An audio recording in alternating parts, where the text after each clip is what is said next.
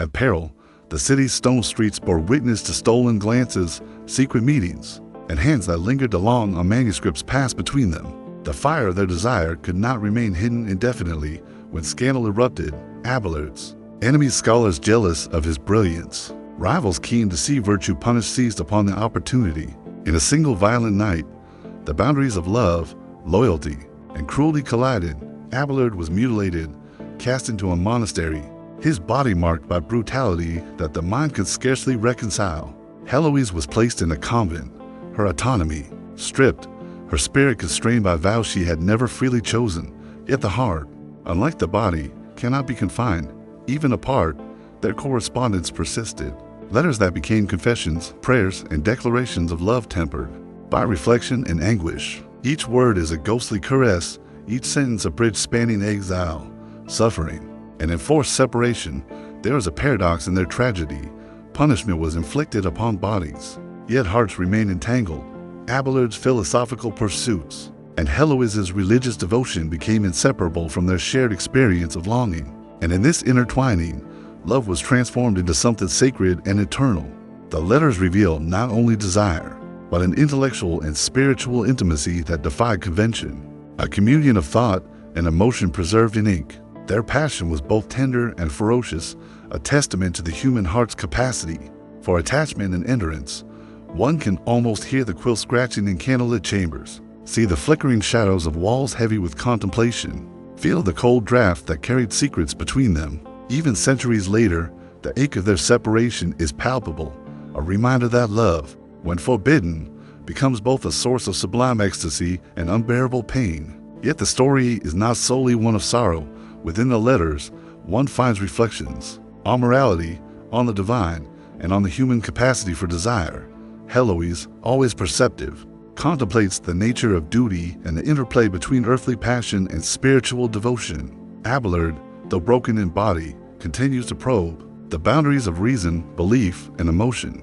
Their love, constrained by circumstance, is elevated by intellect. Each letter a meditation on the tension between yearning and restraint, pleasure and obligation, the mortal and the eternal. It is a love that does not merely survive adversity, but is refined by it, transformed into a legacy of human longing preserved for centuries. In their writings, every line is imbued with tenderness and pain, every paragraph a fragile bridge across the abyss of forced separation. The climax of their tale is not a single event, but the slow burn of absence and remembrance. Each letter carries the weight of what was lost and what endures, the whisper of hands never touched, the echo of lips never pressed, the ache of minds intertwined across distance, time, exile, and enforced solitude could not erase the bond. Indeed, these trials intensified it, forging a connection both spiritual and sensual, intellectual and emotional. Their story asks a question that lingers long after the parchment fades. Can the soul be severed from the heart it loves, or does true devotion persist, immutable, beyond the constraints of flesh and circumstance? And so, Paris remembers them, not only as scholar and pupil, as mutilation and convent, but as symbols of a love that defied convention, that was sanctified not by legality or proximity, but by the depth of feeling and thought, that survived even the harshest punishment. The city's stones, the quiet cloisters, the candlelit corridors, these bear silent witness to the echoes of their longing, the resonance of hearts that once dared to beat in tandem against the strictures of society. One can imagine, in the hush of night, Heloise at her desk, quill in hand, the candle guttering and shadows dancing across the walls, and Abelard far away, reading her words in a monastery chamber, the cold draft whispering through the open window as though carrying her voice itself. In that moment, distance collapses, suffering becomes a testament, and love is immortalized, not in the ease of fulfillment, but in the endurance of yearning. The story of Abelard and Heloise endures as a meditation on the paradoxical nature of love. It can elevate and punish, liberate and bind, sustain and destroy. Their letters, preserved across centuries, are sacred relics of intimacy, a testament to the human spirit's capacity for longing, resilience, and devotion. They remind us that even in the face of cruelty, separation, and societal constraint, love can find expression, subtle and profound, echoing through the ages like a haunting melody. The heart, it seems, is indomitable, capable of finding connection even when the body is restrained, when freedom is denied, and when the world conspires to extinguish the flame. In the quiet reflection of history, one senses that Abelard and Heloise's love is neither entirely of this world nor entirely apart from it. It exists in a liminal space between thought and feeling, desire and despair, the mortal and the eternal. And in that space, it continues to speak, softly, insistently, a testament to the enduring power of love written in shadows and ink, surviving all that time, cruelty, and circumstance could ever attempt to erase. Could desire turn a noble woman into an instrument of terror in the flickering torchlight of 15th century England? Countess Margaret moved through the castle corridors with a grace that concealed both cunning and danger. Stone walls, damp with the chill of centuries, echoed her soft footsteps as she passed through halls adorned with tapestries of battles long past. Knights frozen in embroidered valor, saints immortalized in gilded threads. Every gesture she made was measured, every glance deliberate. And yet behind her composed exterior lurked a mind as intricate as the labyrinth of passages she traversed. Whispers clung to her like cobwebs, tales of charm intertwined with malice, beauty entwined with calculation. Courtiers feared the smile that could disarm or wound, the voice that could soothe or command, and the eyes that seemed to pierce through. Loyalty and disguise alike, Margaret's life was defined by contradiction. Married to a lord whose temperament was more tyrannical than tender, she navigated a court rife with ambition and intrigue. In the privacy of hidden chambers, she found solace in the company of a young knight, a man whose loyalty and courage matched the intensity of her secret affection. Their love, tender at first, bloomed amid shadows and whispered confidences. In corridors where no eyes dared linger, in gardens hidden behind high stone walls where roses, unpruned and wild, bent beneath the weight of moonlight. Their union was a delicate dance, each encounter balanced on the knife edge of discovery, each letter or stolen glance a step toward ecstasy or ruin. Yet the sweetness of passion soon darkened. When her husband fell ill under mysterious circumstances, speculation ignited like dry tinder. Chroniclers, careful and fearful, hinted at Margaret's involvement, noting missing vials of herbs, overheard incantations, and the sudden, inexplicable decline of those who displeased her. The line between love and lethal ambition blurred. The very force that drew her to the knight seemed to sharpen her cunning, turning desire into a tool, affection into a weapon. Even her closest allies trembled in uncertainty, unsure whether loyalty could survive the sway of a heart both tender and merciless. The knight, too, became entangled in the peril of her affections. When he fell in battle, dragged into the chaos of war that raged beyond the castle gates, Margaret's outward composure never faltered, yet inwardly, sorrow, longing, and guilt twisted together like thorns. Some historians debate whether she orchestrated death or merely endured it, surviving the cruel machinations of a world where passion could be punished as swiftly as betrayal. Every ledger, every surviving account hints at the tension she maintained, the subtle power she wielded, the fragile balance. At peril, the city's stone streets bore witness to stolen glances, secret meetings, and hands that lingered along on manuscripts passed between them. The fire of their desire could not remain hidden indefinitely. When scandal erupted, Abelard's enemy scholars jealous of his brilliance, rivals keen to see virtue punished seized upon the opportunity. In a single violent night, the boundaries of love, loyalty, and cruelty collided. Abelard was mutilated, cast into a monastery, his body marked by brutality that the mind could scarcely reconcile. Heloise was placed in a convent, her autonomy stripped, her spirit constrained by vows she had never freely chosen. Yet the heart, unlike the body, cannot be confined. Even apart, their correspondence persisted. Letters that became confessions, prayers, and declarations of love tempered by reflection and anguish. Each word is a ghostly caress, each sentence a bridge spanning exile, suffering, and enforced separation. There is a paradox in their tragedy. Punishment was inflicted upon bodies, yet hearts remained entangled. Abelard's philosophical pursuits and Heloise's religious devotion became inseparable from their shared experience of longing. And in this intertwining, love was transformed into something sacred and eternal. The letters reveal not only desire, but an intellectual and spiritual intimacy that defied convention, a communion of thought and emotion preserved in ink.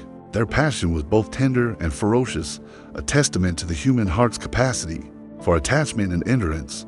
One can almost hear the quill scratching in candlelit chambers, see the flickering shadows of walls heavy with contemplation, feel the cold draft that carried secrets between them. Even centuries later, the ache of their separation is palpable, a reminder that love, when forbidden, becomes both a source of sublime ecstasy and unbearable pain. Yet the story is not solely one of sorrow.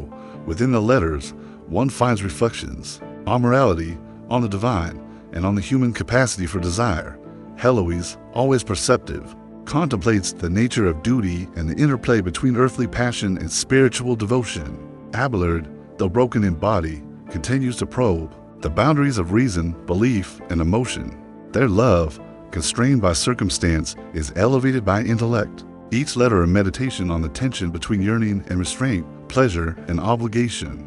The mortal and the eternal, it is a love that does not merely survive adversity, but is refined by it, transformed into a legacy of human longing preserved for centuries. In their writings, every line is imbued with tenderness and pain. Every paragraph a fragile bridge across the abyss of forced separation. The climax of their tale is not a single event, but the slow burn of absence and remembrance. Each letter carries the weight of what was lost and what endures. The whisper of hands never touched, the echo of lips never pressed, the ache of minds intertwined across distance, time, exile, and enforced solitude could not erase the bond. Indeed, these trials intensified it, forging a connection both spiritual and sensual, intellectual and emotional.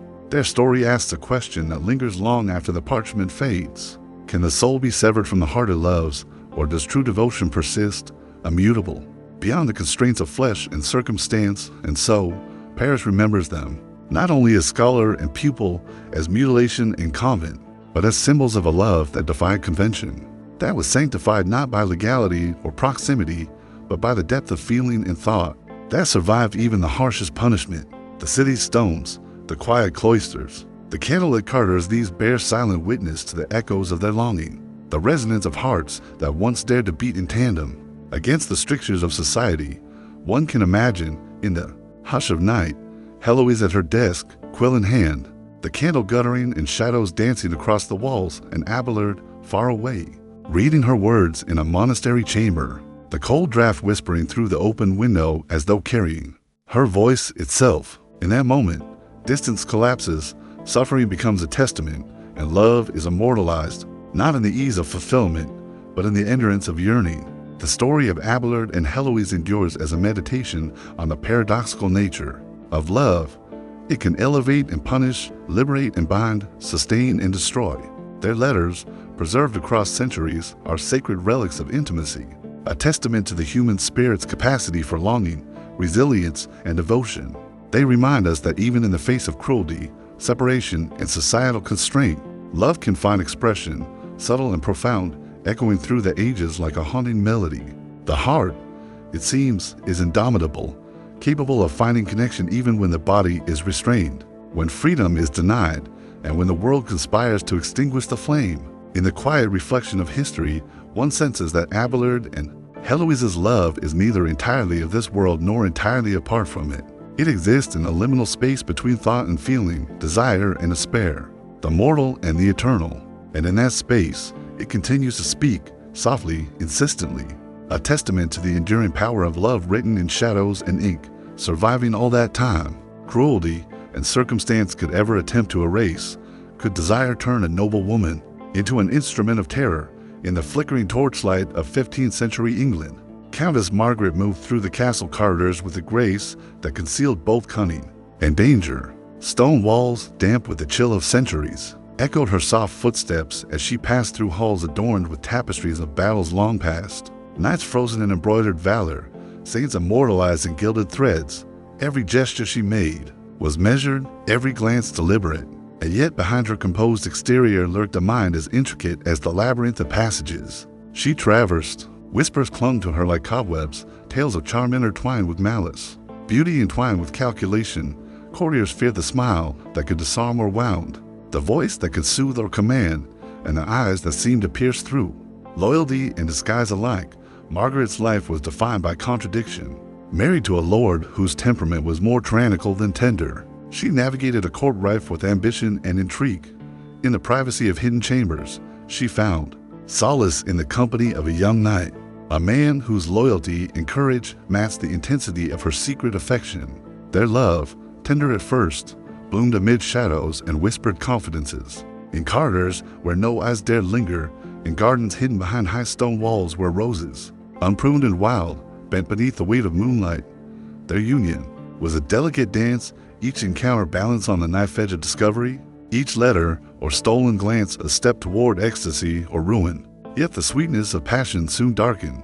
When her husband fell ill under mysterious circumstances, speculation ignited like dry tinder. Chroniclers, careful and fearful, hinted at Margaret's involvement, noting missing vials of herbs, overheard incantations, and the sudden, inexplicable decline of those who displeased her.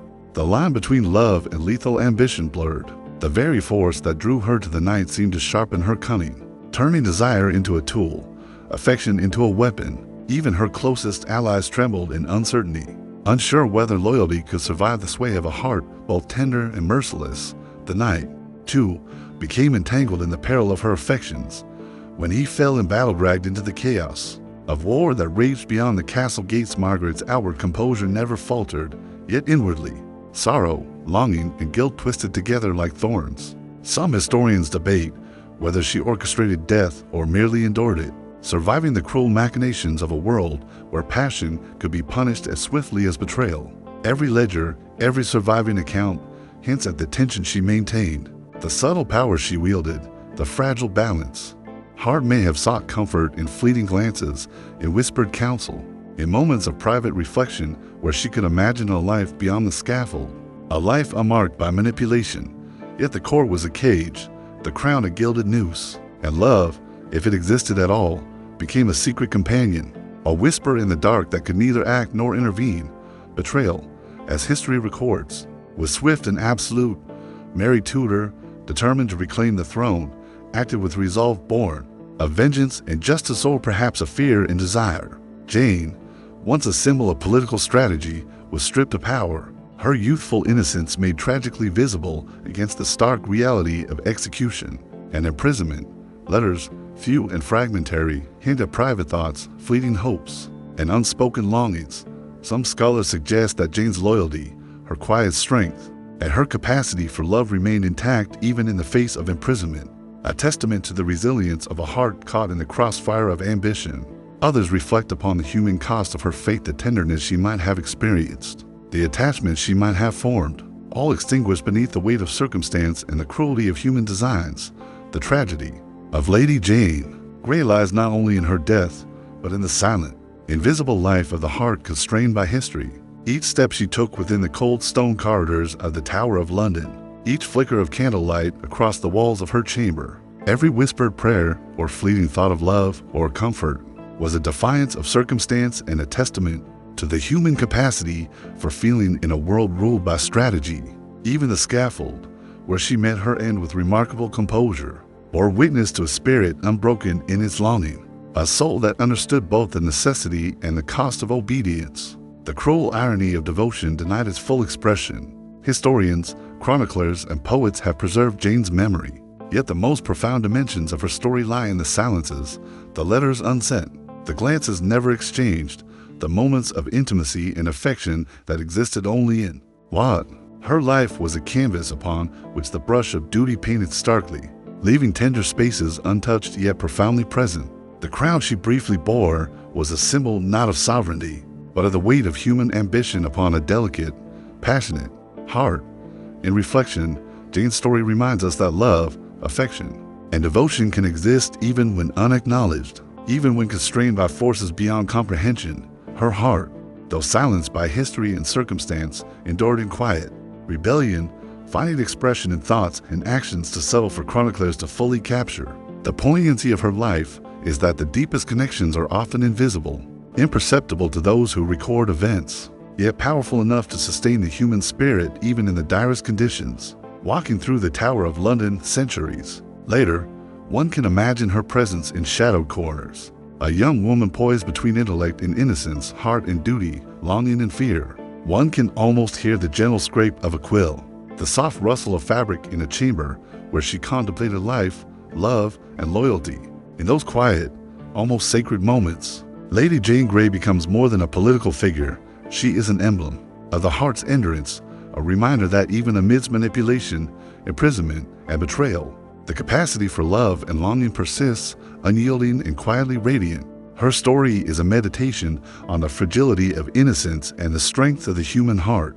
It is a testament to the silent resilience of desire and the subtle power of longing, even when its expression is forbidden or impossible. Lady Jane Grey's life, though brief, resonates as a haunting reflection on the cost of duty, the cruelty of ambition, and the endurance of the human capacity for love in its most tender, most constrained, and most tragic forms. The scaffold, the tower, the whispers of courtly Carters that all bear witness not merely to a life extinguished, but to a heart unbroken, a soul capable of devotion, and a legacy of silent yearning that transcends the cruel machinery of history. In the end, the silent betrayal of Lady Jane Grey is both literal and metaphorical. The world conspired against her, yet within her, a hidden life of reflection, longing, and quiet affection persisted.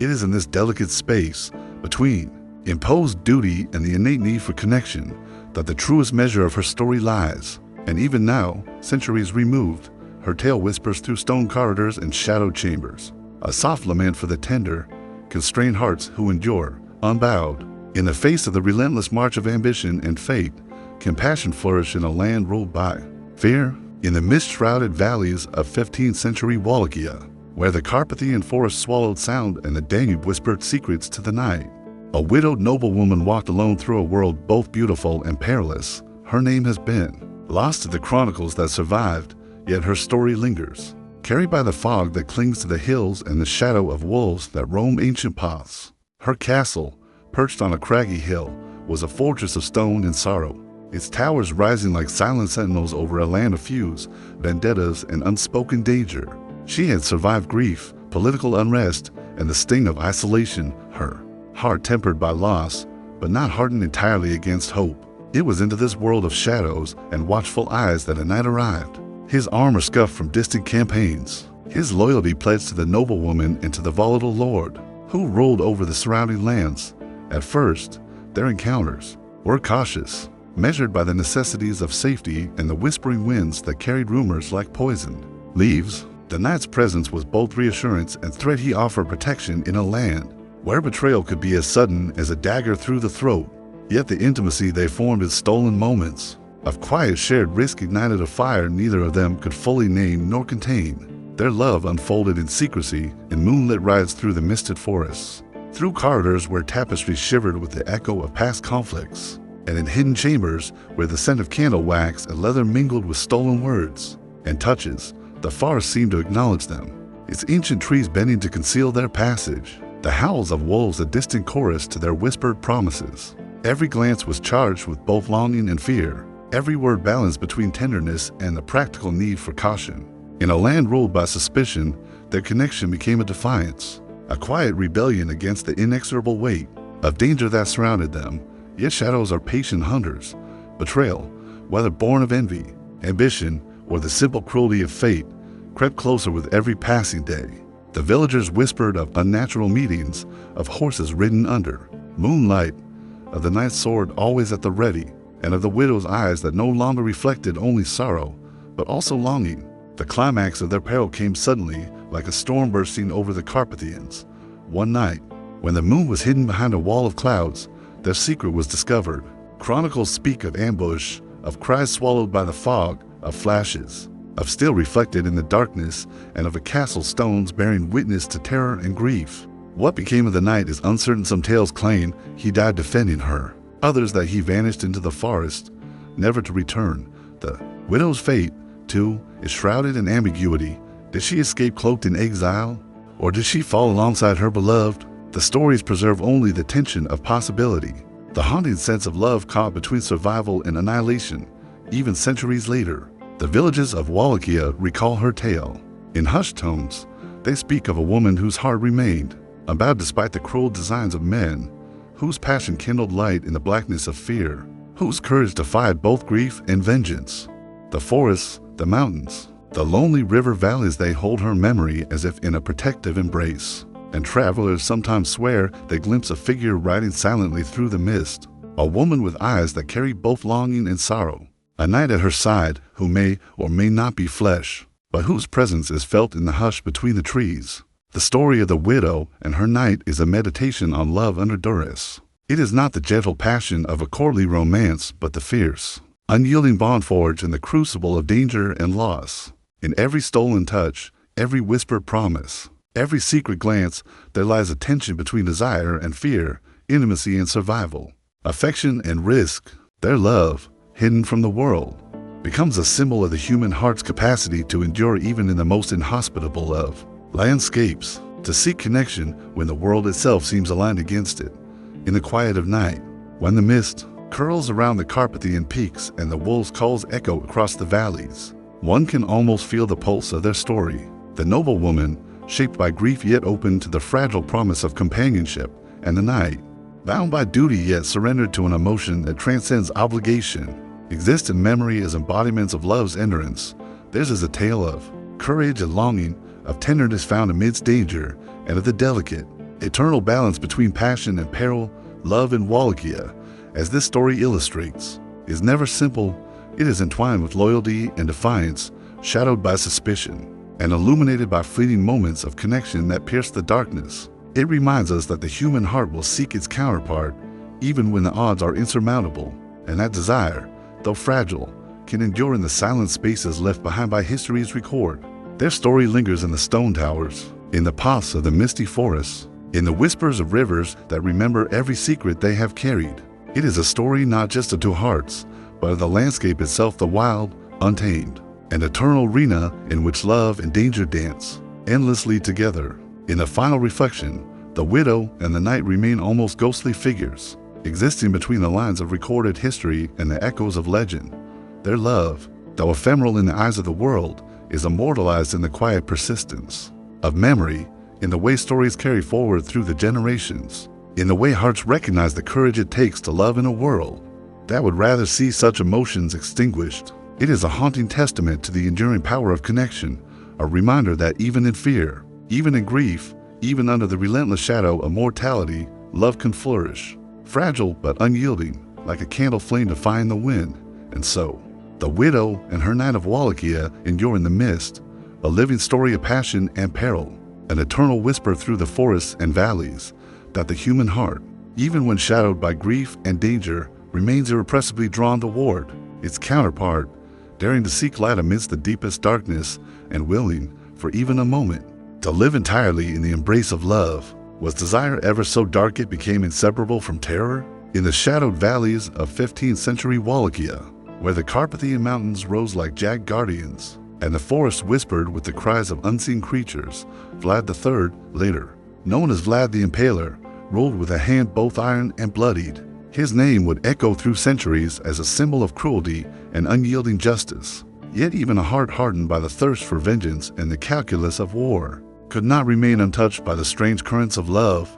Vlad's union was not born of general courtship, but of politics. His marriage to a noblewoman from a neighboring principality was arranged to cement alliances, to stabilize borders, and to bring peace to lands perennially restless. Yet within the stone walls of his fortress, lit by flickering torches that cast dancing shadows on tapestries and suits of armor, moments of intimacy may have bloomed, fragile and fleeting. Some chroniclers hint at tenderness secreted in candlelit chambers where love and fear coexisted in uneasy balance. The noble woman, whose name is less remembered than the legend she became entwined with, navigated a husband whose reputation inspired both loyalty and terror, her affection tempered by prudence and courage. In these halls of power and dread, the rhythms of passion were inseparable from danger. Vlad's court was a place where enemies could vanish beneath the weight of spikes and blood, where loyalty was measured in life or death, and where every glance carried the possibility of both longing and suspicion. Amid this, the noblewoman moved carefully, attuned to her husband's moods. Her words weighed for both diplomacy and subtle affection. Some historians speculate that her presence softened him in rare moments, eliciting a tenderness that otherwise was buried beneath a lifetime of cruelty and vigilance. They may have shared quiet meals, whispered words of private significance, or stolen moments in the gardens that overlooked the darkened valleys of fleeting reprieve from the relentless machinery of rule and violence. Yet the nature of their bond remained shrouded in ambiguity. Did she love him for the man beneath the legend? Or did duty alone bind her to his side? Did he cherish her beyond the political necessity? Or did passion itself twist into possessiveness and fear? The surviving chronicles offer only fragments, tantalizing hints, as if the truth were deliberately hidden behind walls of stone and secrecy. The noble woman's fate is similarly obscured. She may have survived Vlad's bloody campaigns, bearing witness to the terror and triumph of his reign. Or perhaps she endured suffering in solitude, a companion to a man whose love was inseparable from the shadow of fear he cast over all. There is a strange poetry in this arrangement, a meditation on love's endurance under impossible circumstances, in a world where death can strike without warning, and where betrayal was a currency more common than gold. Any tenderness shared was itself a rebellion against the cruelty of reality. Their union becomes an emblem of human resilience, the ability to find connection, warmth, or understanding in a landscape dominated by fear, cruelty, and the incessant calculation of survival.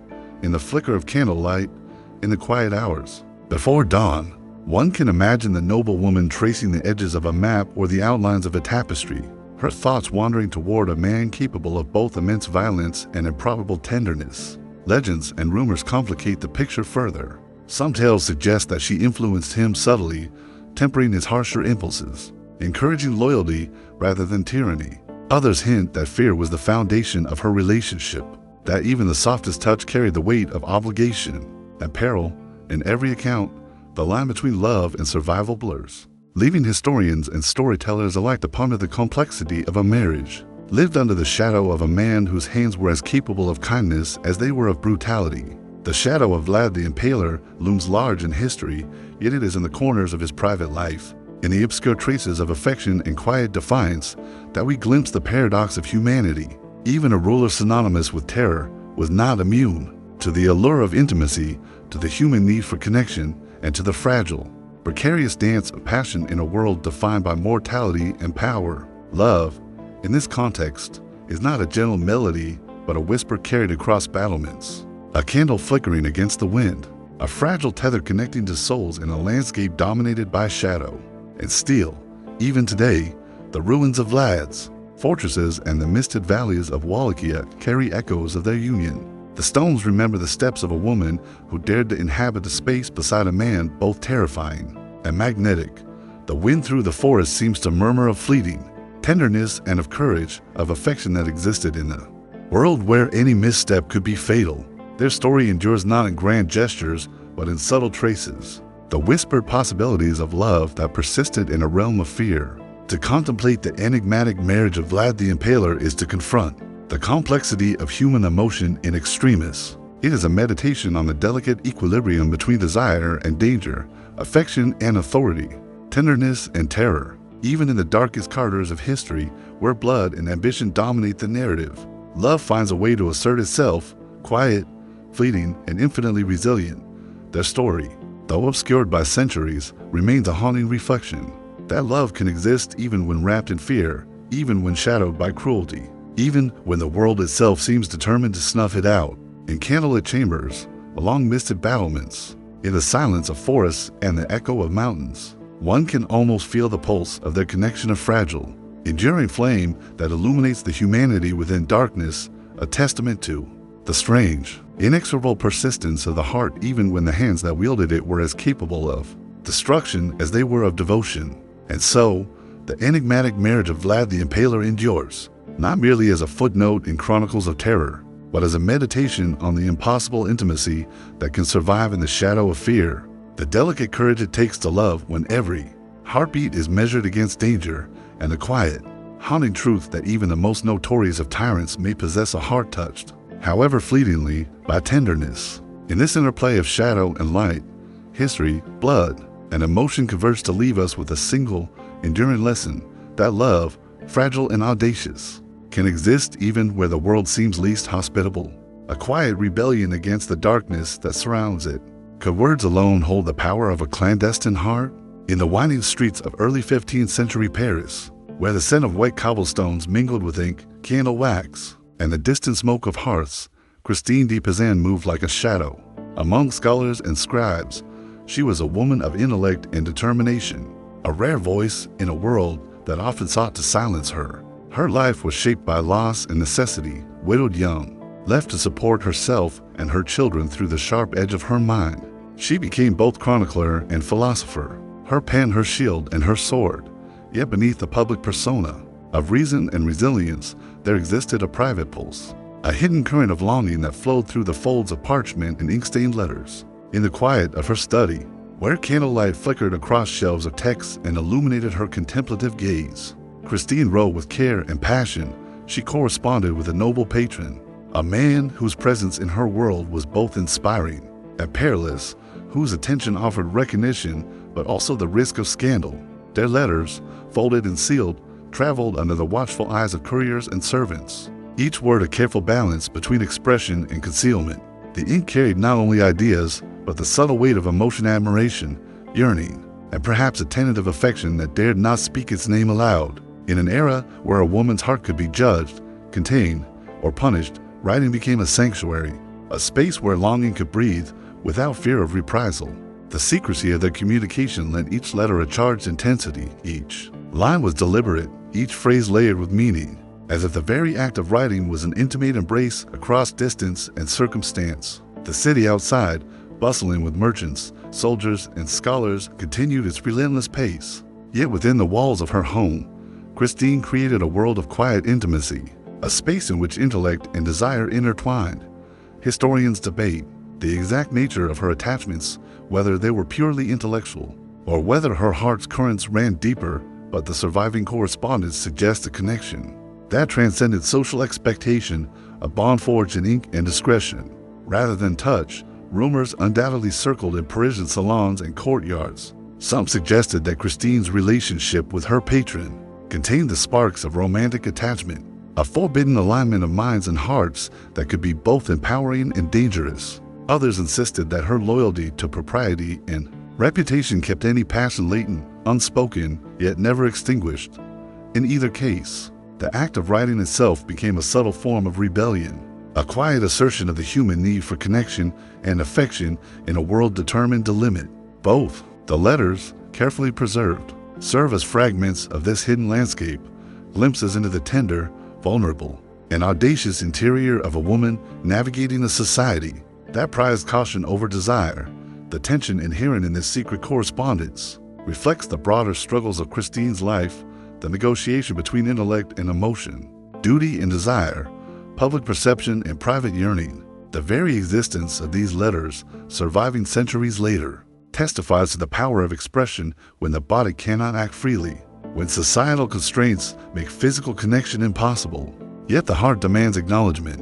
In each carefully chosen word, each eloquent phrase, there lies a yearning that is timeless, the universal pulse of human emotion, that insists upon being heard, even when its voice must be soft and concealed. Imagine her at her desk in the dim light, the city quieting outside as night deepened, the scratching of the quill, the gentle rustle of parchment, the faint scent of ink and candle smoke.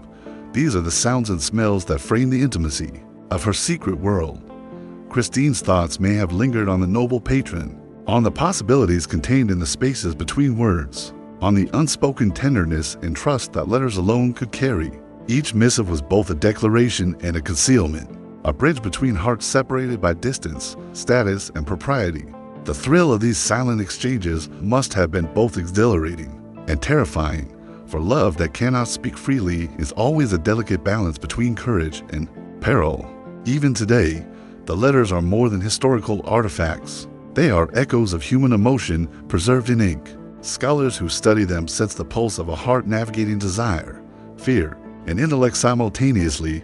The letters remind us that passion does not require physical presence, that the human heart will seek connection even when constrained by the strictest of circumstances, and that the act of communication itself can become a vessel for longing. Through the careful curation of words, Christine created a private universe in which affection could be expressed without jeopardizing safety or reputation, a space where love and intellect coexisted in fragile harmony. The poignancy of Christine's correspondence lies in its duality. It is at once public and private, intellectual and intimate, revealing yet concealed.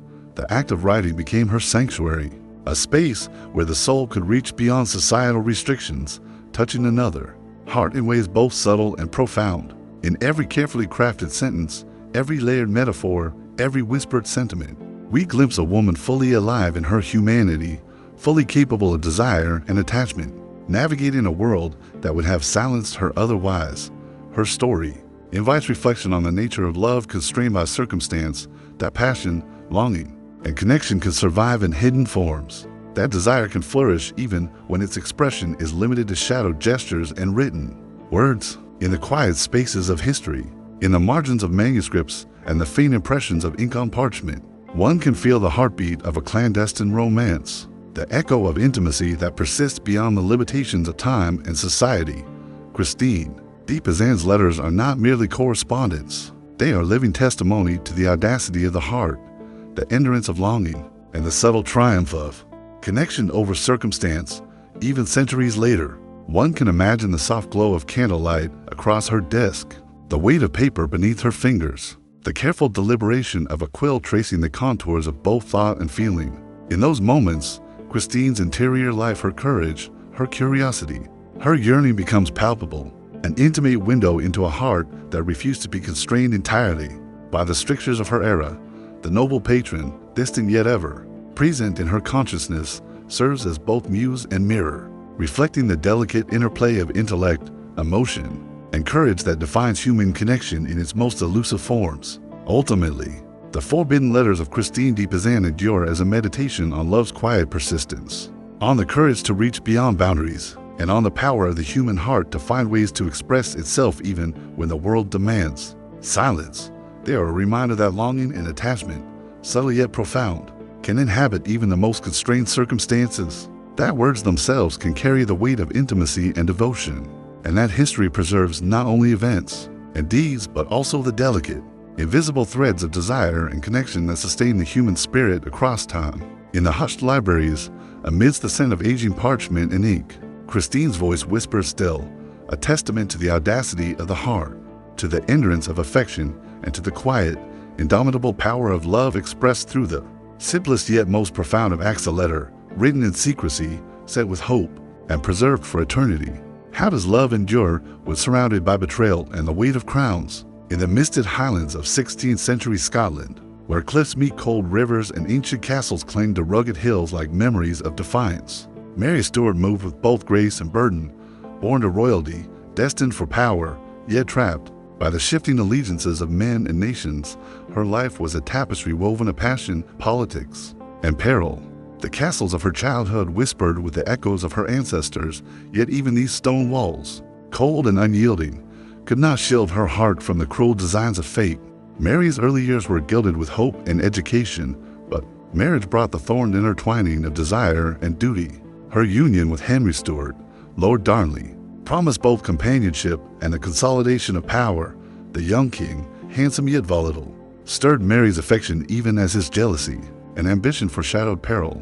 In the private chambers of royal residences, lit by torch and candle, she may have found moments of tenderness, fleeting and fragile, where the pressures of court and expectation softened into whispers and stolen glances. But love in the halls of monarchy is never simple. It is never safe. As the years unfolded, the veneer of union cracked under the strain of suspicion, conspiracy, and Darnley's own capricious cruelty. The palace became a theater of intrigue, where whispers of treachery echoed louder than laughter. Chroniclers speak of clandestine meetings, of alliances forged in shadow, and of Mary's own attempt to navigate the tangled web of loyalty, desire, and survival. Her heart, longing for both trust and intimacy, found solace in fleeting companionships and in letters that carried her thoughts across distance. Yet every affection was shadowed by political necessity. Love, here, was inseparable from danger. To embrace it fully was to court disaster. The turning point came in Darnley's violent and mysterious death. The young king's demise, an explosion followed by a brutal strangling, left Mary bereft, both widow and suspect. Some whispered that she bore guilt, others that she was innocent. Yet the court was unrelenting in speculation. In the aftermath, grief became a companion entwined with political suspicion, leaving her heart suspended between sorrow and duty. Her subsequent passion for James Hepburn, Earl of Bothwell, was equally perilous, a union of desire, strategy, and scandal. Letters and accounts suggest fleeting joy and intense longing. Yet the shadow of betrayal and rebellion hovered above every encounter, each embrace, each whispered word, carried the weight of an entire kingdom's judgment.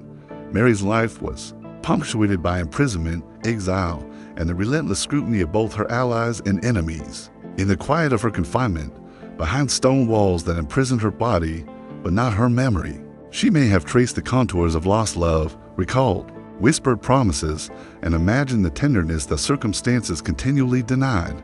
Her writings and letters, carefully preserved, reveal a heart resilient yet perpetually vulnerable, seeking connection in a world designed to isolate, punish, and control, even in captivity. Mary's passion did not fade. It endured as a quiet defiance, a refusal to surrender her capacity for love and longing to fear or circumstance. The tragedy of Mary, Queen of Scots, lies not merely in her political failures or in the conspiracies that swirled around her, but in the relentless collision of human emotion with the machinations of power. Each romance, each tender gesture, each written word was fraught with consequence. Her love was tested against ambition, jealousy, and the constant threat of violence, and yet it persisted, asserting the enduring strength of human connection even when the body is bound and the heart endangered. The intensity of her feelings, coupled with the danger that surrounded them, rendered every act of affection both precious and perilous. Consider her in the dim candlelight of Lochleven Castle, writing letters with ink-stained fingers, her gaze lifting occasionally toward the window to watch the shifting waters, imagining the touch of a lover's hand that fate kept just beyond her reach. These moments of quiet, of reflection and yearning, reveal the human depth beneath the public figure. They illuminate a woman caught between obligation and desire, strategy and vulnerability, power and tenderness. Every thought and sentiment carries the tension of forbidden or fragile love, made all the more poignant by the inevitability of betrayal and misfortune. Mary's story is also a meditation on the ephemeral nature of love. When entangled with duty and danger, she loved fully, with a heart open to both risk and joy. Yet every union was shadowed by external forces beyond her control. Betrayal stalked every corridor, every council chamber, every clandestine encounter, turning passion into a gamble where the stakes were not merely hearts, but lives, crowns, and the very stability of nations. Even in her final days, as she faced execution under Elizabeth I's orders, there was a quiet dignity, an inner fortitude, and perhaps a lingering attachment to the love she had known and lost. Her heart, constrained by circumstance yet unbowed, remained a testament to the endurance of passion amidst adversity. To walk through Mary's world is to feel the constant interplay of beauty and danger, intimacy and scrutiny, devotion and betrayal. The stone halls, the looming castles, the Highland mists, they bear witness to a life where love was both sanctuary and peril, where every tender moment carried echoes of fear, and where every bond was tested by the relentless machinery of politics and ambition. Her romances, preserved in letters and chronicled by contemporaries, endure as symbols of courage to love despite the consequences, to seek tenderness in a world defined by cruelty, to preserve humanity amidst the inhuman. Even now, the castles of Scotland hold the memory of Mary's heart, in corridors where the wind carries whispers of longing, in the quiet spaces where history's shadows linger. Her story is a reminder that love, though impermanent in the face of circumstance, leaves traces that endure across centuries, in ink and parchment, in stone and mist, in the imagination of those who hear her tale. The tragedy is both in the ephemeral nature of her joy and in the intensity with which she experienced it. A profound meditation on the endurance and fragility of human affection, Mary, Queen of Scots, invites reflection on the intersection of desire, duty, and danger. She teaches that love is never purely private or purely safe. It exists in the tension between risk and reward, between longing and circumstance. In the dim light of her chambers, amidst the cold stone of imprisonment, her heart remained alive, beating with the quiet defiance of a woman who refused to surrender her capacity to feel. Love, in her life, was an act of courage, a rebellion against isolation, a force capable of surviving betrayal, exile, and the relentless machinations of men. Her life, entwined with the passion and peril of her romances, remains a meditation on the human heart, its endurance, its audacity, its capacity to seek connection even when every path is shadowed by danger. The story of Mary, Queen of Scots, is not only one of political intrigue and tragedy, but also one of intimacy preserved in peril, of longing expressed amidst constraint, a passion that refuses to be extinguished by circumstance. It is a reminder that the human heart, even in its most vulnerable state, will persist, will hope, and will love regardless of the cost. And so, Mary Stuart endures in memory and legend, a queen whose heart beat with both tenderness and fire, whose loves were tested by cruelty and ambition, and whose capacity for passion remained undiminished even as the world sought to crush it. Her story is a haunting, meditative echo across the centuries, a testament to the enduring power of love in the shadow of betrayal, a reminder that even amidst the coldest stones and the darkest plots, the human heart can shine with undying light. Could desire transcend the very laws of life and death? In the mist-shrouded coasts of 12th century Cornwall, where the sea crashes against cliffs with a roar that drowns all other sound, the story of Tristan and Isolde unfolds like a fragile flame against an unforgiving wind. The world of knights and kings, of alliances cemented by marriage and blood, formed the backdrop of their tale, yet even in a court bound by duty and protocol, passion emerged unbidden, irrepressible, and dangerous. Theirs was a love neither sanctioned by crown or custom, yet it burned with a force that seemed to defy mortal constraint. Tristan, valiant and noble, had served faithfully under the banner of King Mark of Cornwall, his loyalty absolute, his sword swift and precise. He had grown accustomed to the rigid rhythms of courtly life, to the formalities and hierarchies that dictated the flow of affection and alliance. But the arrival of Isolde, an Irish princess of unparalleled beauty and wit, changed everything. Their first meeting, as chroniclers suggest, was brief yet incendiary, a glance, a shared word, a fleeting brush of hand, and the currents of destiny shifted irrevocably. It was not merely attraction, it was a collision of hearts and fates, an invisible thread weaving itself between two souls that would never again walk separate paths. The tale, as preserved in manuscripts and riddled through centuries, is steeped in both human desire and the whispers of fate. A potion accidentally or deliberately consumed bound their hearts with the certainty of inevitability. Though their minds might have resisted, their bodies and souls obeyed an invisible law, one that pulled them together even as the world pressed them apart.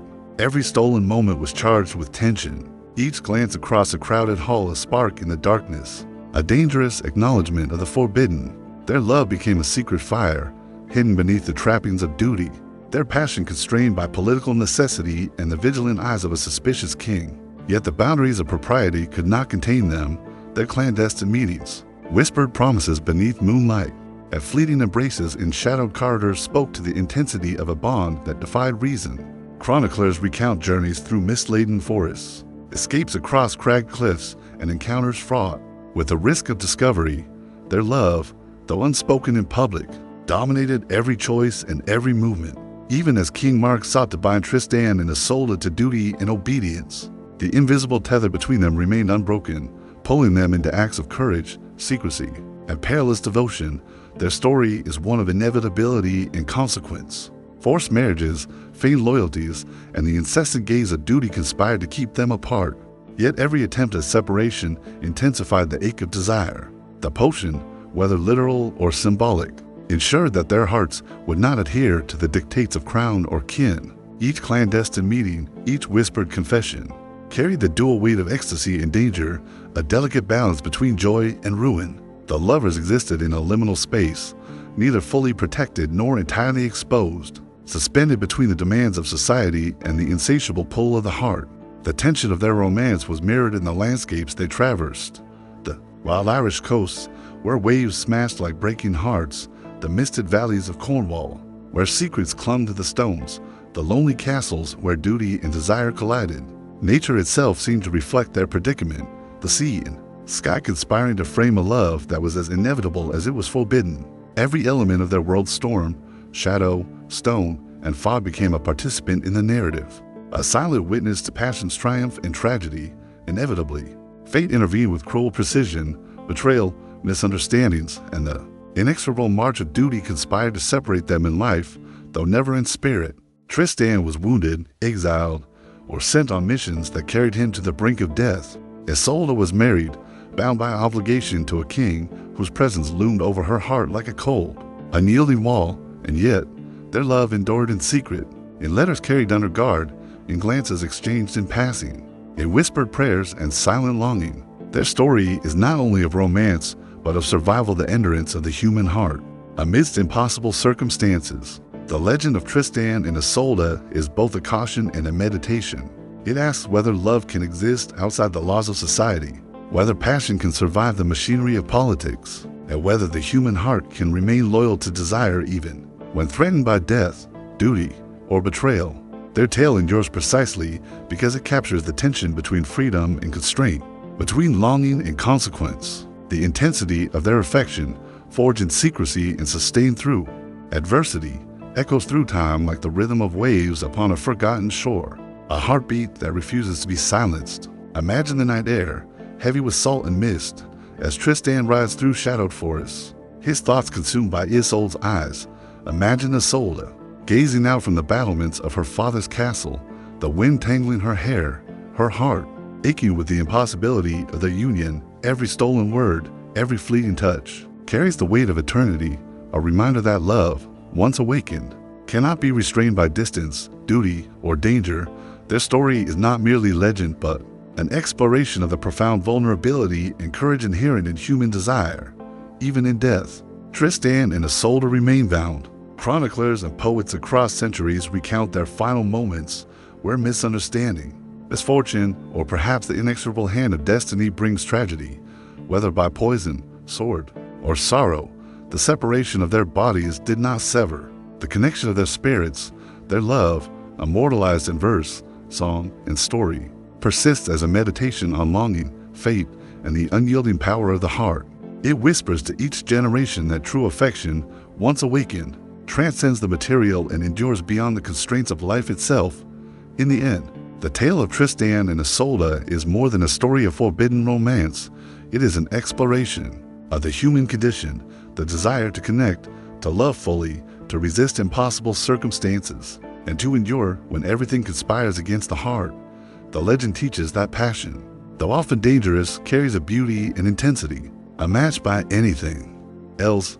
That longing, though it may bring suffering, also gives life its deepest meaning, and that even amidst betrayal, separation, and the harshest decrees of kings, the heart can remain undiminished, beating with a quiet, eternal flame. The mists of Cornwall and the cliffs that overlook the restless sea hold the memory of Tristan and Isolde.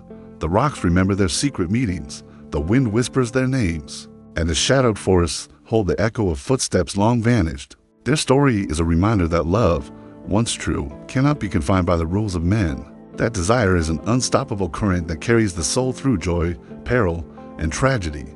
It endures as a meditation on the power, danger, and sacredness of the human heart, timeless, eternal, and impossible to forget. Can grief deepen love into obsession? In the courts of 14th century France, where stone towers pierced the heavy skies and corridors echoed with the whispers of ambition, Blanche of Navarre moved like a shadow among the flickering torchlight. Widowhood had fallen upon her young, stripping her of both husband and security, yet leaving her heart restless, a vessel of memory and longing. The grand halls of her late husband's castle were silent, but for the shifting of tapestries and the occasional clatter of armored footsteps. Within those ancient walls, love lingered not in the declarations of a living partner, but in the ghosts of conversations past, in the delicate rustle of mourning veils, and in the quiet ache of an absent embrace. Blanche's life, carefully chronicled by scribes who admired her dignity yet feared her influence, was marked by devotion both tender and exacting. Her husband, Philip VI's ally in distant campaigns, had been taken too soon, leaving her to navigate courtly obligations with the poise of a queen and the heart of a woman bereft. In private chambers, candlelight softened the edges of grief, yet could not diminish its weight. There, behind the veils of black, Blanche permitted herself the solace of memory, tracing letters, recalling laughter, and allowing the heart to wander through paths now barred by time and death. Yet grief did not isolate her entirely from human connection. Whispers in the corridors speak of clandestine meetings with loyal retainers, of confidants who became conduits for her longing, exchanging words folded with care and secrecy. Letters carried messages of attachment, of gratitude, of moments glimpsed and shared under the watchful eyes of a court that prized decorum above desire. Every interaction was tinged with caution, for even the faintest hint of impropriety could have led to ruin. Love, in Blanche's life, became a careful dance between the need for companionship and the ever-present shadow of public scrutiny. Some chroniclers hint at deeper passions, though their details remain frustratingly vague. Perhaps there were nights when she walked alone in the castle gardens, the chill of stone and fog pressing against her, imagining the warmth of hands long absent.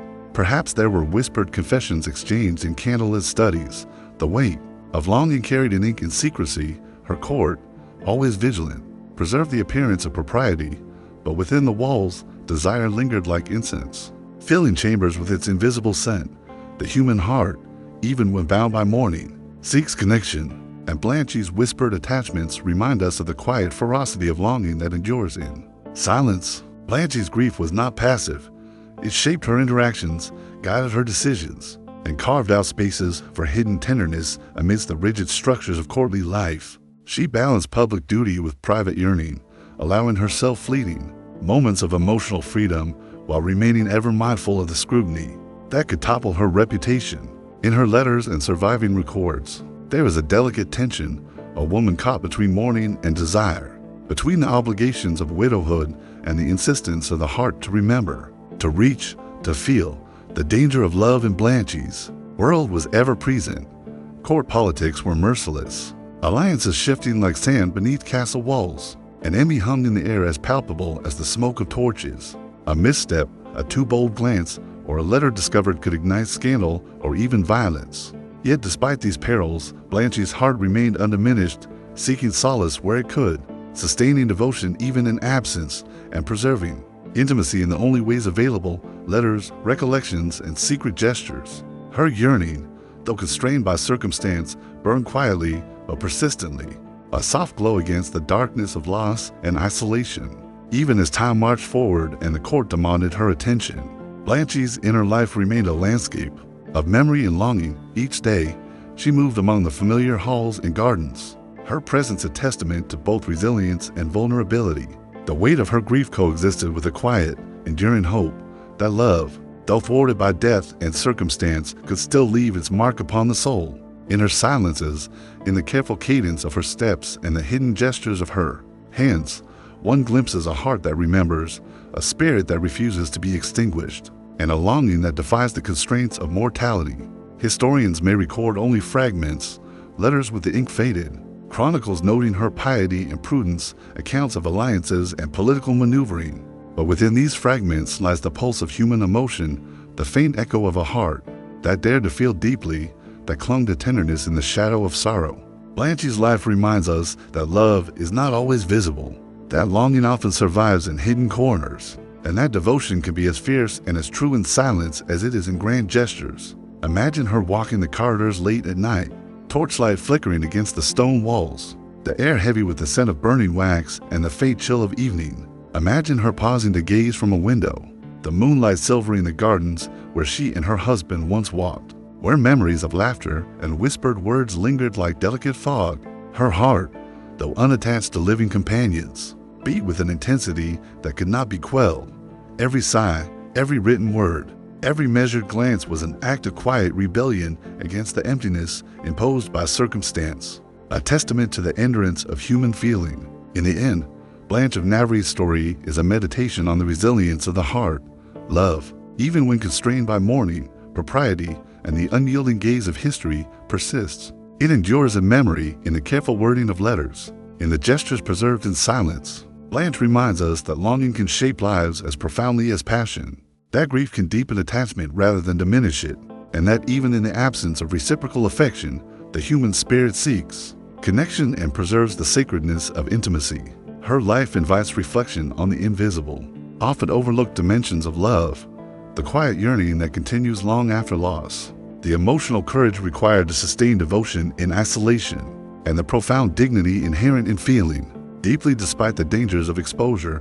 Blanche's heart, though constrained by duty and mourning, remained open, a beacon of quiet passion and resilience. The castles of France, with their heavy stones and whispering corridors, still seemed to echo with her longing, carrying the soft footsteps of a woman who dared to love in silence, who remembered in solitude, and who preserved the sacred flame of intimacy amidst the unrelenting weight of history. In the shadow glow of candlelight, with the distant toll of church bells marking hours that neither comforted nor judged, one can almost feel the pulse of Blanche's heart, beating steadily in the quiet spaces where grief and desire intersect. It is a reminder that love is never truly lost, that the human capacity for longing endures beyond circumstance, and that the heart, even in its most constrained form, can shine with a gentle, unyielding light. Blanche of Navarre, widow and queen, teacher of restraint and devotion, leaves a legacy not only in the political chronicles of her era, but in the eternal, tender truth of a heart that loved quietly, deeply, and with unwavering persistence.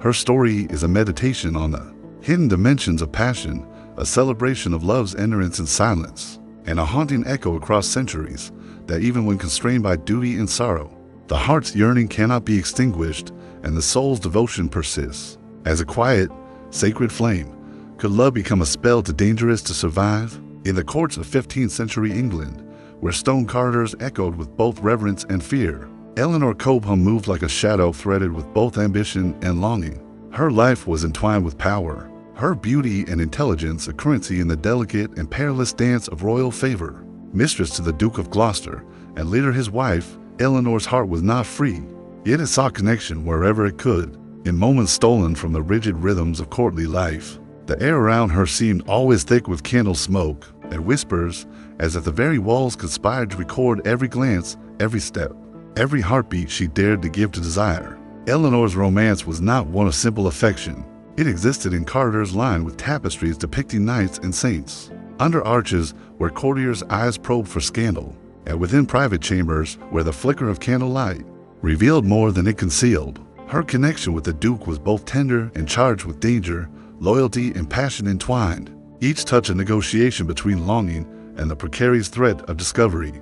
Their love flourished under these conditions, a hidden current flowing beneath the rigid social structures of medieval hierarchy. And yet the very intensity of that desire invited peril.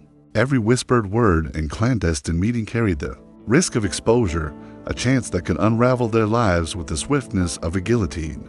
It was within this precarious balance that Eleanor's fate shifted. Court intrigue, the constant hum of envy, and the unrelenting scrutiny of advisors and monarchs transformed desire into danger. Accusations of sorcery rose claims that her influence over the Duke was unnatural, that her love had been twisted into spells that ensnared both men and destiny. She was accused of conjuring charms, of turning affection into something lethal. Whether these claims were truth or the machinations of enemies, the results were devastating. Eleanor was imprisoned, shamed publicly, stripped of her titles and freedom. The romance that had been a sanctuary became a crucible, and the heart that had dared to love found itself ensnared in fear, isolation, and the weight of historical judgment. Yet even in captivity, Eleanor's story is not simply one of defeat. Her letters, her subtle gestures, and the chronicler's descriptions hint at resilience, at the ability of the human heart to continue yearning even when every avenue of expression has been closed. Love, here, existed in absence and in memory, in a quiet rebellion of thought and imagination. The mind becomes a refuge when the body is bound, and Eleanor's heart, though constrained by stone walls and iron bars, continued to seek connection, to preserve tenderness where the world demanded only submission and silence. There is a haunting tension in her story, the intersection of desire and danger, intimacy and accusation. Eleanor's passion was simultaneously her gift and her curse. It drew admiration and envy, trust and suspicion. Within the echoing halls of the Duke's castle, and later within the shadowed confines of the tower, her love story played out not in the grand gestures of poetry or song, but in the subtle, silent ways that human hearts endure through memory, imagination, and quiet devotion that defies circumstance. The details of her romance, though partially obscured by the passage of time and the slant of political record, reflect the universal truth. Love in constrained circumstances becomes both sharper and more dangerous. It teaches patience, cunning, and courage. It forces the heart to navigate fear as deftly as desire. Eleanor's life illustrates the tension between private longing and public scrutiny, between human affection and the machinery of power, and the inevitable way in which passion can invite peril when it crosses the thresholds of expectation. Imagine the castle at dusk, shadows stretching along stone floors, the cold air carrying the scent of incense and burning torches. Eleanor moves silently through hallways that once echoed with laughter and whispered confidences, now silent save for the soft scuff of her shoes. Her thoughts travel back to moments shared with the Duke, the warmth of hands clasped under the pretense of loyalty, the stolen glances that carried worlds of unspoken emotion. Even as isolation tightens its grip, those memories become sustenance. a reminder that desire, though punished, cannot be fully extinguished. Eleanor's romance, forbidden and fraught with danger, ultimately becomes a meditation on the human heart's resilience. Love, when constrained by circumstance, is not weaker, it becomes sharper, more precise, more enduring. It teaches lessons in patience and courage, forcing the soul to find expression even in absence. Though history records her punishment, it also preserves the quiet endurance of her heart, a testimony to the ability of affection to survive even the harshest trials.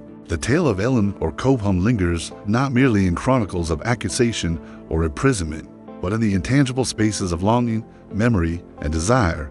The very air of the tower, the shadows along the cold stone walls, seems to carry her whispers. Love, though punished, persists in those whispers, a subtle defiance of circumstance.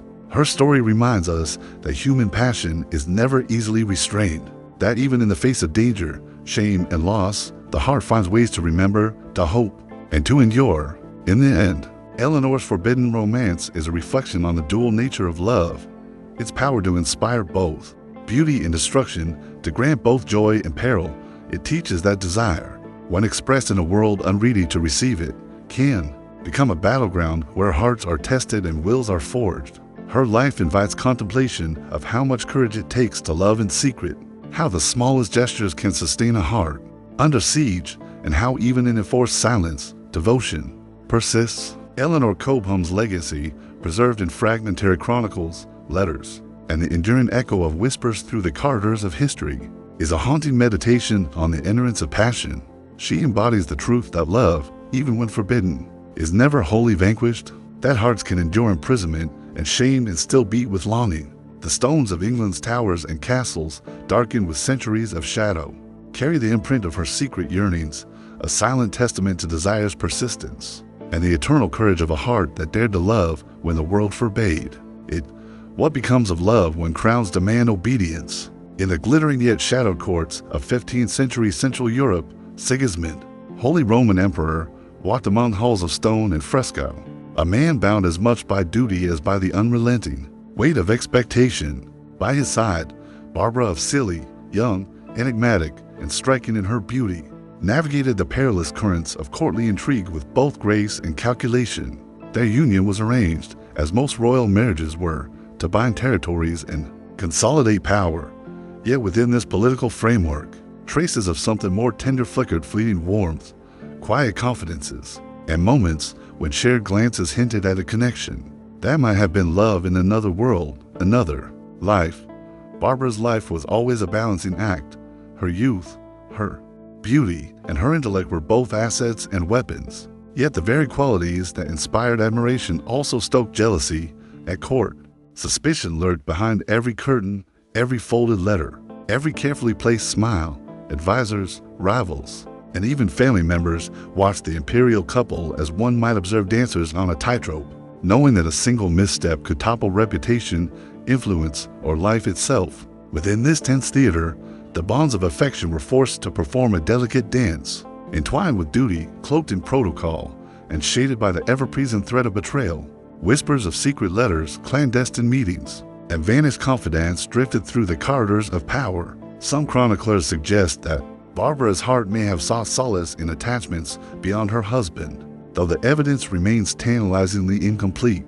Obscured by centuries of selective record-keeping, Sigismund himself was often preoccupied, drawn away by campaigns, councils, and negotiations that carried the weight of empires. In those rare moments when the couple could meet privately, history hints at a tenderness both fragile and dangerous, shared laughter, fleeting touches, and the unspoken acknowledgement that affection could survive, even amidst the relentless demands of duty. Yet the shadow of doom hung over their union. Power courts envy, and envy courts ruin. Every move, every word, every glance was scrutinized by those who sought advantage, by those who feared the rising influence of the young empress. Barbara's later vilification in chronicles, the rumors of ambition and intrigue, suggest that the tension between love and political necessity shaped her life as profoundly as it did the course of nations. Whether affection between them was ever fully realized, or whether it remained an undercurrent beneath obligations and fear, is lost to history, but the traces remain in the subtle interplay of their recorded interactions. In the whispered rumors that outlived both their reigns, imagine Barbara moving through the vast chambers of her court, tapestries and frescoes reflecting the flickering candlelight. The air smells faintly of incense, parchment, and the cold stone of hallways that have borne witness to ambition and betrayal alike. She pauses at a window, gazing upon gardens laid out with precision, where the scent of roses mingles with the chill of early evening. Perhaps here, in silence, her heart remembers moments of tenderness shared with Sigismund, quiet confidences, exchanged in shadowed corridors, hands brushing beneath the guise of ceremony, eyes meeting in fleeting, loaded acknowledgement. In these moments, love was a fragile flame, illuminated only by attention and intention, and threatened at every turn by the weight of empire and expectation. Their union was doomed not necessarily by lack of affection, but by the relentless machinery of monarchy and politics, the pressures of crowns, the ceaseless negotiation of alliances, and the ever-present scrutiny of the court created an environment in which private longing became nearly impossible. Letters, gestures, and brief interactions took on immense weight, becoming the vessels through which hearts communicated in defiance of circumstance. Even when history paints Barbara as ambitious or Sigismund as preoccupied, one senses a subtle tension between public duty and private desire, between appearances and hidden truths. Historians debate whether their bond was ever more than political convenience. Yet the poetry lies in the possibility the quiet sparks of tenderness that might have existed. Amidst the storm of obligation, Barbara's intelligence, charm, and resilience suggest that she navigated these pressures with skill, shaping her life and her influence with both calculation and subtle grace. Sigismund, burdened with empire, may have recognized in her a partner capable of understanding the weight of his responsibilities, even as their hearts remain constrained by circumstance. The tragedy of their story is the intersection of love and obligation, of tenderness and politics.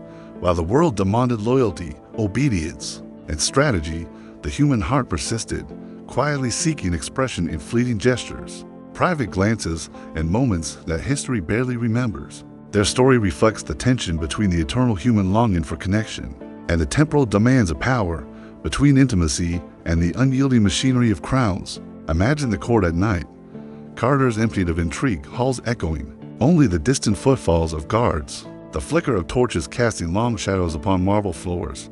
Barbara walks alone, a figure of grace and quiet determination, her thoughts perhaps wandering to Sigismund, to the rare moments of shared attention, to the impossible tenderness that might have existed amidst relentless pressure. In these imagined instances, one feels the weight of history pressing against desire, the subtle ache of a heart seeking connection where circumstance forbids it, and the enduring quiet of love constrained but not extinguished, even as power, rumor, and politics shaped their public lives. The possibility of private affection persisted as a ghostly current. Beneath the grand gestures of monarchy, Barbara's influence, her recorded actions, and the whispers preserved in chronicles all speak to a woman whose heart navigated both ambition and tenderness, who moved through a world in which love was as dangerous as betrayal, and whose story continues to echo centuries later. The doomed union of Sigismund and Barbara of Scilly teaches us that love is rarely simple, and that in the corridors of power, tenderness often survives in silence, in subtle gestures, and in fleeting, unforgettable moments. Their lives, recorded in fragments, reveal that the human heart can endure even the heaviest demands, finding ways to communicate, to remember, and to sustain hope. Barbara's grace under scrutiny, her capacity for intelligence and resilience, and her enduring, enigmatic presence in historical memory remind us that love persists, even where it is most constrained, and that hearts can shine quietly beneath the shadow of empires. In the end, the story of Sigismund and Barbara is a meditation on the fragility and persistence of affection. Love, though constrained by duty, political necessity, and historical expectation, leaves its mark in subtle gestures, private moments, and the echoes that survive in stone, parchment, and memory. Even when doomed, even when constrained by crowns, it endures, quietly defiant, a testament to the human heart's capacity to seek connection and tenderness in the most unforgiving of worlds. Can forbidden love topple a throne? In the cold stone halls of 14th century England, where torches flickered against ivy-clad walls and shadows moved like living whispers, King Edward II navigated both the grandeur and peril of monarchy, with a heart entirely exposed to desire. From youth, he was marked by brilliance and vulnerability. his mind attuned to governance, but his soul vulnerable to the all-consuming call of passion. It was not a love sanctioned by duty, nor one veiled in the decorum of courtly expectation. It was raw, insistent, and dangerous a devotion to men who captured not only his favor, but the very pulse of his heart. Edward's attachment to Piers Gaveston, his charismatic and daring companion, ignited scandal throughout England. Whispers followed them like ghosts through the corridors of Windsor and Gloucester, in council chambers and private apartments, where parchment and candlelight bore witness to both affection and outrage. Nobles murmured of favoritism, of influence wielded through intimacy rather than counsel, of the dangerous power of a king who loved outside the boundaries imposed by crown and expectation. The court seethed with jealousy, suspicion, and anger. Yet Edward remained unflinching, his devotion absolute, even as it sowed seeds of unrest that would one day bloom into rebellion. Their love was more than companionship, it was obsession. Edward and Gaveston moved through the halls with a shared understanding, the intimacy of glance and gesture carrying meaning deeper than words could contain. When the king's attention faltered, the court's instability rose. And when Piers was threatened or insulted, Edward's wrath became a tempest, capable of toppling alliances and endangering lives. Historians speak of Gaveston's execution at the hands of jealous barons, a moment that transformed devotion into tragedy, illustrating the peril inherent in a passion that dared to defy societal expectations. The king's grief was profound, a sorrow that rippled outward, shaking the foundations of his reign and leaving courtiers to whisper of a monarch, undone by the very desire he could not restrain. After Gaveston's death, Edward's heart sought solace once more in Hugh Despenser, another knight whose presence rekindled both scandal and turmoil. The intimacy between them mirrored the earlier attachment, yet now it was entwined with the bitter lessons of loss, suspicion, and political danger. Love, in Edward's life, became inseparable from peril, a force that could elevate or destroy. With equal intensity, letters, chroniclers' accounts, and contemporary chronicles hint at a king whose emotions were raw and unguarded, a man whose affection was as conspicuous as it was defined, and whose personal desires became inseparable from the fate of a kingdom. Imagine Edward in candlelit chambers at night, the stone walls echoing with the distant clatter of guards and the whisper of courtiers. Shadows stretch long across the floors, and he paces alone, the memory of Gaveston and Despenser pressing upon him with every heartbeat. In these quiet hours, one senses a love that is both sanctuary and tormented devotion so consuming that it eclipses reason, strategy, and even survival. The fire of desire burns as brightly as the torchlight, flickering with warmth, yet threatening to consume everything in its path. The consequences of his attachments were inexorable. Barons rose against him, alliances fractured, and loyalty became currency measured in fear and intimidation. Edward's reign, marked by rebellion and political chaos, reflects the dangerous intersection of passion and power. Love, when wielded openly in a world that demanded conformity and calculation, became a weapon and a vulnerability alike. The very devotion that filled his heart with ecstasy also sowed the seeds of his humiliation, imprisonment, and eventual assassination, a stark reminder that desire in the corridors of power carries weight far beyond the personal. Yet even amid political collapse, Edward's story retains a deeply human element, the relentless pursuit of intimacy, the courage to follow the heart even when the consequences are ruinous, and the enduring ache of devotion lost to circumstance and envy. Chroniclers, though often condemning, cannot erase the intensity of his attachments, nor can history fully quantify the cost of a heart that dared to love outside the strictures of crown and tradition. In Edward's life, love becomes an agent of both creation and destruction, a force capable of igniting rebellion and inspiring loyalty, of sustaining hope and precipitating despair. Consider the silence of his final hours, the heavy stone of prison walls pressing close, the distant sound of the river whispering like memory. Edward may have felt the echo of past love, the absence of those whose hearts had intertwined with his, and the persistent question of whether devotion had been his salvation or his undoing. In that silence, love persists not as folly, not as scandal, but as a profound, enduring truth. The human heart seeks connection, even when such connection threatens everything it touches. The tale of Edward II is therefore both cautionary and intimate, a meditation on the perilous power of desire. It reminds us that passion, when untempered by societal expectation, can both elevate and destroy, can inspire loyalty and ignite rebellion, can sustain hope while undermining stability. The king's heart, laid bare for all to see, becomes a lens through which we witness the eternal struggle between duty and longing, between power and vulnerability, between the external obligations of the throne and the internal imperatives of the soul. Edward's obsession teaches that love is rarely contained by circumstance. It persists in defiance of expectation, hierarchy, and fear, even when punished by history and betrayed by ambition. The intensity of his attachment speaks to a universal truth. To love wholly is to risk everything, and yet the human heart continues to reach, to grasp, and to endure.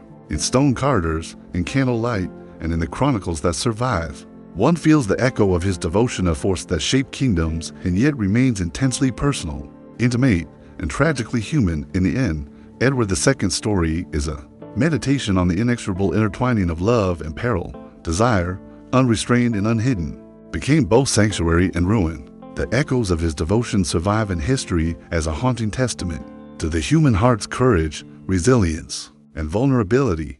Passion in his life was never a private affair. It reverberated across kingdoms, leaving an indelible mark on both the world and the soul. A reminder that even kings are not immune to the consuming, transformative power of love. Can love survive a fleeting lifetime?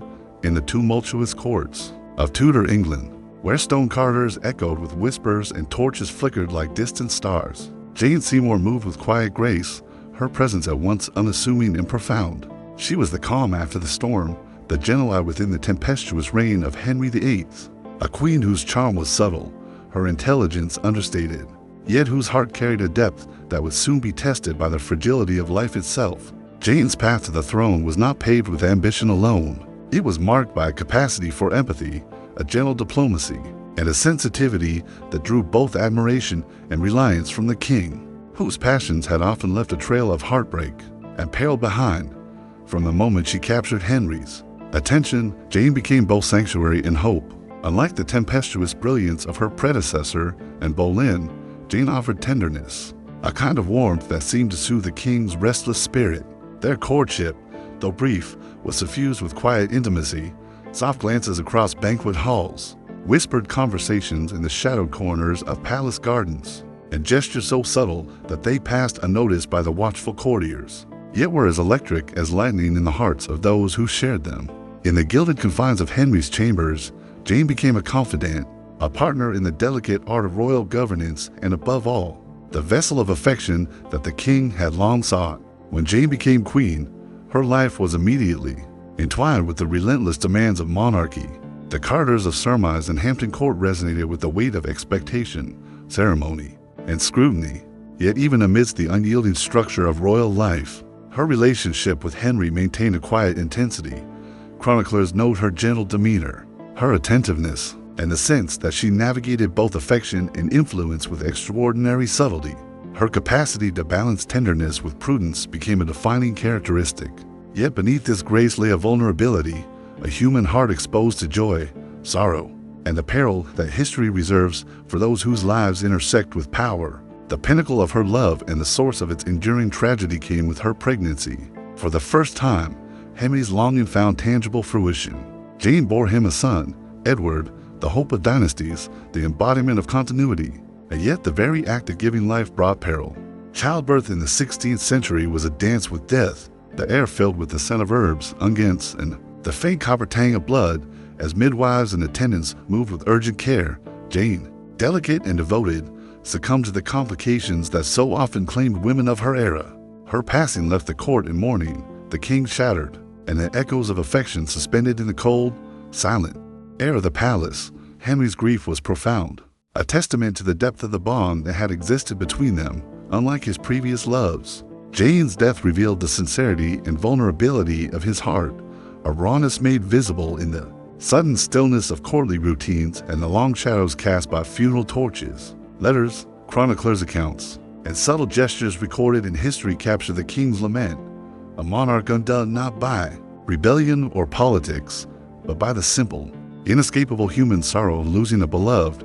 The ephemeral nature of Jane's life highlights the fragility of affection when confronted with the cruel inevitability of mortality, and the enduring impact of tenderness in a world often governed by ambition and fear. Jane's story is not merely one of loss, but of enduring, emotional resonance. Her brief life, her gentle influence, and her quiet devotion reveal the power of love to leave indelible marks upon the human soul.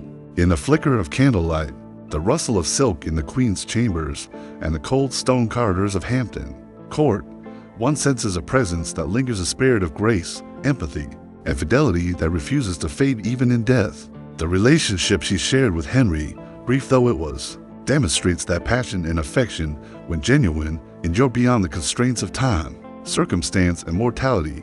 Imagine Henry in the solitude of night, pacing the cold floors of his palace, the torches sputtering against the stone walls, his thoughts returning again and again to Jane, her smile, her calm demeanor, the subtle wisdom behind her eyes. In these silent hours, grief is entwined with memory, and memory with longing. The corridors, filled with shadows and distant whispers of courtly intrigue, carry the echo of a love that was both rare and profound. Jane's influence, though cut short, shaped not only the king's heart, but the succession of England itself, leaving her mark on history as both queen and intimate partner, whose tenderness endured beyond the confines of life and death. Her legacy endures in the delicate balance between devotion and impermanence. Jane's story reminds us that love's power is not measured by duration, but by intensity, sincerity, and the quiet courage of hearts that dare to connect amidst danger, duty, and mortality. Even centuries later, one can sense the shadow of her presence in royal chambers, the faint echo of her voice in silent corridors, and the enduring warmth of a heart that loved fully, even if only for a fleeting lifetime. The eternal grief of Henry VIII, mirrored in the enduring memory of Jane Seymour, becomes a meditation on the fragile yet persistent nature of human attachment. Love, when genuine, survives absence, defies mortality, and etches itself into the soul of those left behind. Jane's life, brief and luminous, embodies the paradox of affection. It is at once vulnerable and resilient, transient and eternal, delicate yet transformative. In the quiet reflection upon her story, one understands that the human heart, even amid loss and the inexorable march of time, continues to remember, to yearn, and to honor the fleeting beauty of connection. In the end, Jane Seymour's life and love teach a timeless truth, that affection, even in its brevity, is profound, that grief, though painful, testifies to the depth of human connection, and that the memory of tenderness, preserved in silence, candlelight, and the whispers of history endures beyond life, shaping hearts, shaping legacies, and leaving an eternal trace of beauty, devotion, and unfulfilled longing. How does love endure when kingdoms demand sacrifice? In the rolling hills and fortified castles of 11th century Tuscany, Matilda, Countess of Tuscany, moved with a presence both commanding and enigmatic. She was a woman of power in a world dominated by men, her voice carrying across halls of stone, her decisions shaping alliances and determining the fate of emperors and popes alike. Yet beneath her armor of duty and authority, a heart beat with longing for affection, for loyalty, for connection that might survive beyond the unyielding demands of politics. In her life, love and ambition were inseparable, woven together in a tapestry of loyalty, betrayal, and the relentless pressures of empire. Matilda's story was marked by devotion not only to her lands, but to the ideals she believed in. She supported the papacy against imperial forces, led armies, and negotiated treaties, all while navigating the intricate web of noble alliances and rivalries. Amidst this turmoil, she sought intimacy and companionship. Letters, chronicles, and accounts hint at attachments with noble allies, relationships that blended loyalty with affection, alliance with desire. Yet such connections were fraught with danger. To express desire openly was to invite scandal, suspicion, and the ever-present threat of betrayal. Every whispered confidence carried the weight of consequence, and every gesture of affection risked entangling her in the schemes of ambitious men and rival factions. Friends could become rivals, confidants could become spies, and loyalty was a currency measured not only in actions, but in perception. Matilda's correspondence suggests a heart capable of deep attachment, yet always constrained by prudence. She loved with intelligence, with calculation, yet also with a tenderness that few chroniclers dared to acknowledge. In moments of quiet solitude, away from the clamoring of courtiers and the demands of battle, she may have allowed herself to feel the warmth of connection, to entertain hope for companionship that was both real and rare in her world. The betrayal she endured was not merely political, It was deeply personal. Allies she trusted could turn against her. Letters of affection could be intercepted. Intentions misconstrued, and schemes devised in shadows where hearts once intertwined.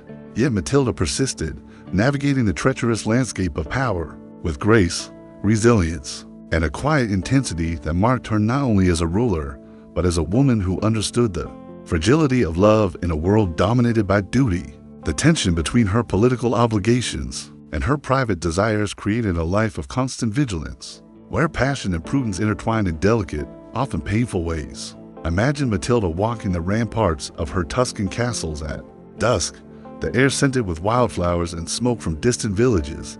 The wind tugs at her cloak, carrying whispers from below, the chatter of courtiers, the clatter of horses, the soft murmur of rivers threading through the valleys. In these quiet moments, away from the scrutiny of allies and enemies, she may have let herself remember tender gestures, the brush of a hand against hers, the soft exchange of words in candlelit chambers, the unspoken understanding of those few who could share both loyalty and intimacy without jeopardy. In these instances, love existed in its most fragile, precious form, a secret rebellion against the unrelenting demands of power. Yet the world outside was unforgiving. Matilda's devotion to her allies, her loyalty to the papacy, and her leadership in military campaigns often required choices that conflicted with her heart. Personal attachments were sacrificed for political necessity. Tender feelings were overshadowed by the pressing demands of survival and governance. Love, in her life, was a shadowed companion rarely seen by others, often constrained, and yet never entirely extinguished. In the letters and chronicles that survive, one discerns the faint pulse of human longing beneath the weight of history, a testament to the endurance of the heart. Even when constrained by circumstance, the betrayal that shaped Matilda's life echoes as both caution and meditation.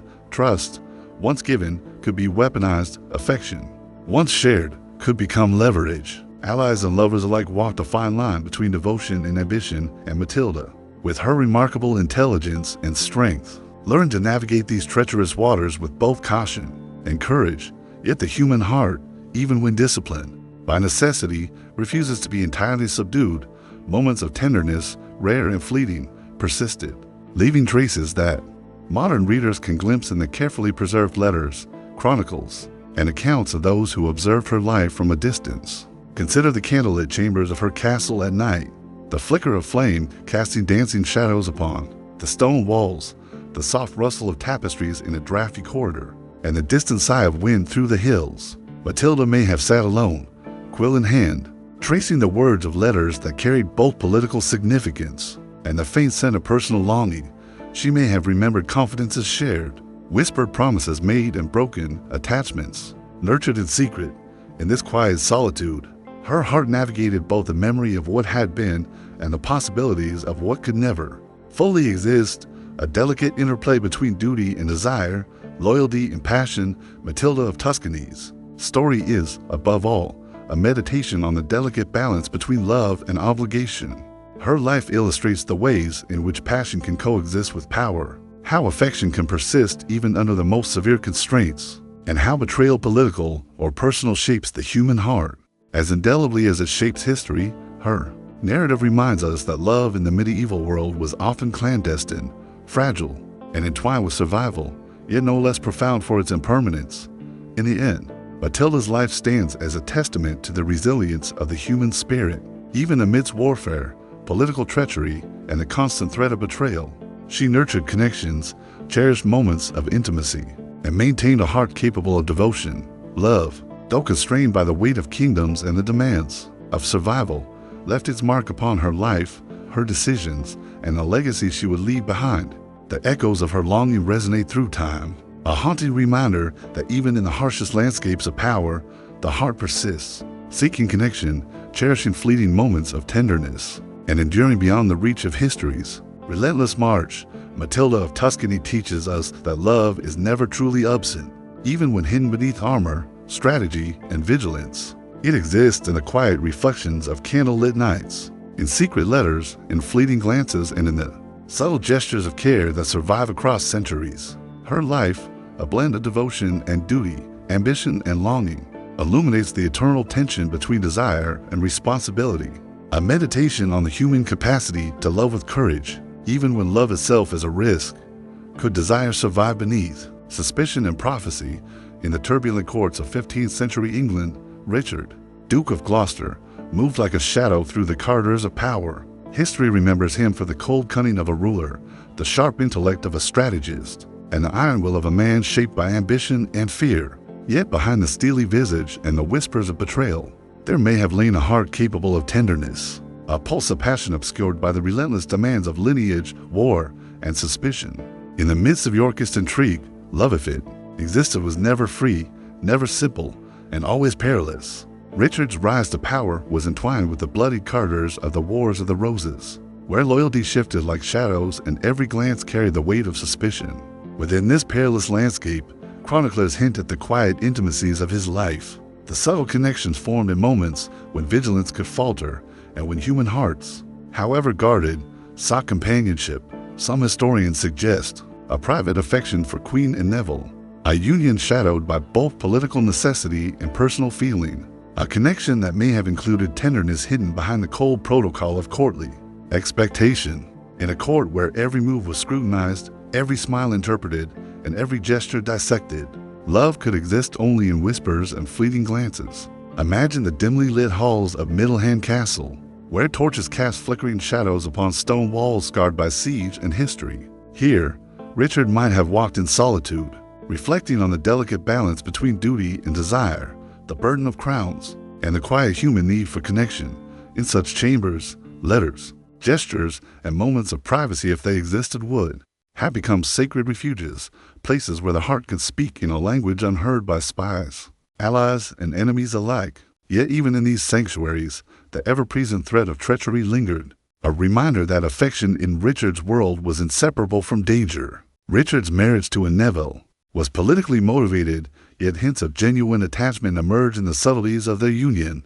Chroniclers speak of shared counsel, mutual support during times of unrest, and moments of quiet reassurance, glimpses of humanity in a life dominated by strategy and war. Even the rare intimacies, touches concealed beneath gloves, words exchanged in the shadows, become all the more poignant against the backdrop of intrigue, betrayal, and the constant threat of assassination.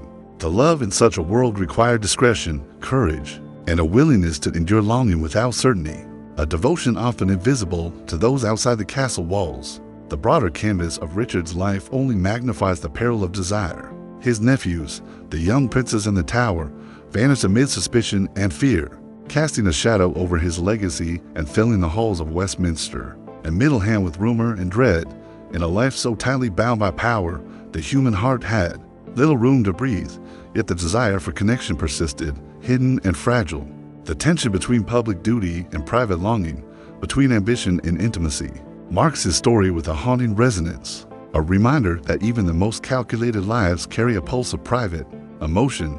Consider the night when the castle is silent except for the sigh of wind against battlements and the occasional clatter of guards' boots in distant corridors. Richard, alone in Candlelight, may have reflected on affection denied, loyalty betrayed, and the delicate sparks of human connection that persisted despite prophecy, ambition, and the ceaseless machinations of rivals. Each letter received or sent, each subtle expression of care, carried the weight of secrecy and the risk of misinterpretation.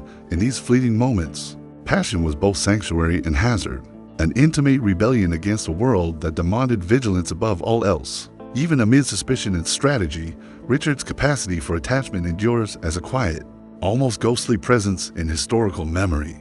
The exact nature of his feelings, whether for Neville, loyal confidence, or other intimates, remains obscured by the mist of time. Yet the possibility of passion beneath the armor of duty invites reflection on the human heart's resilience.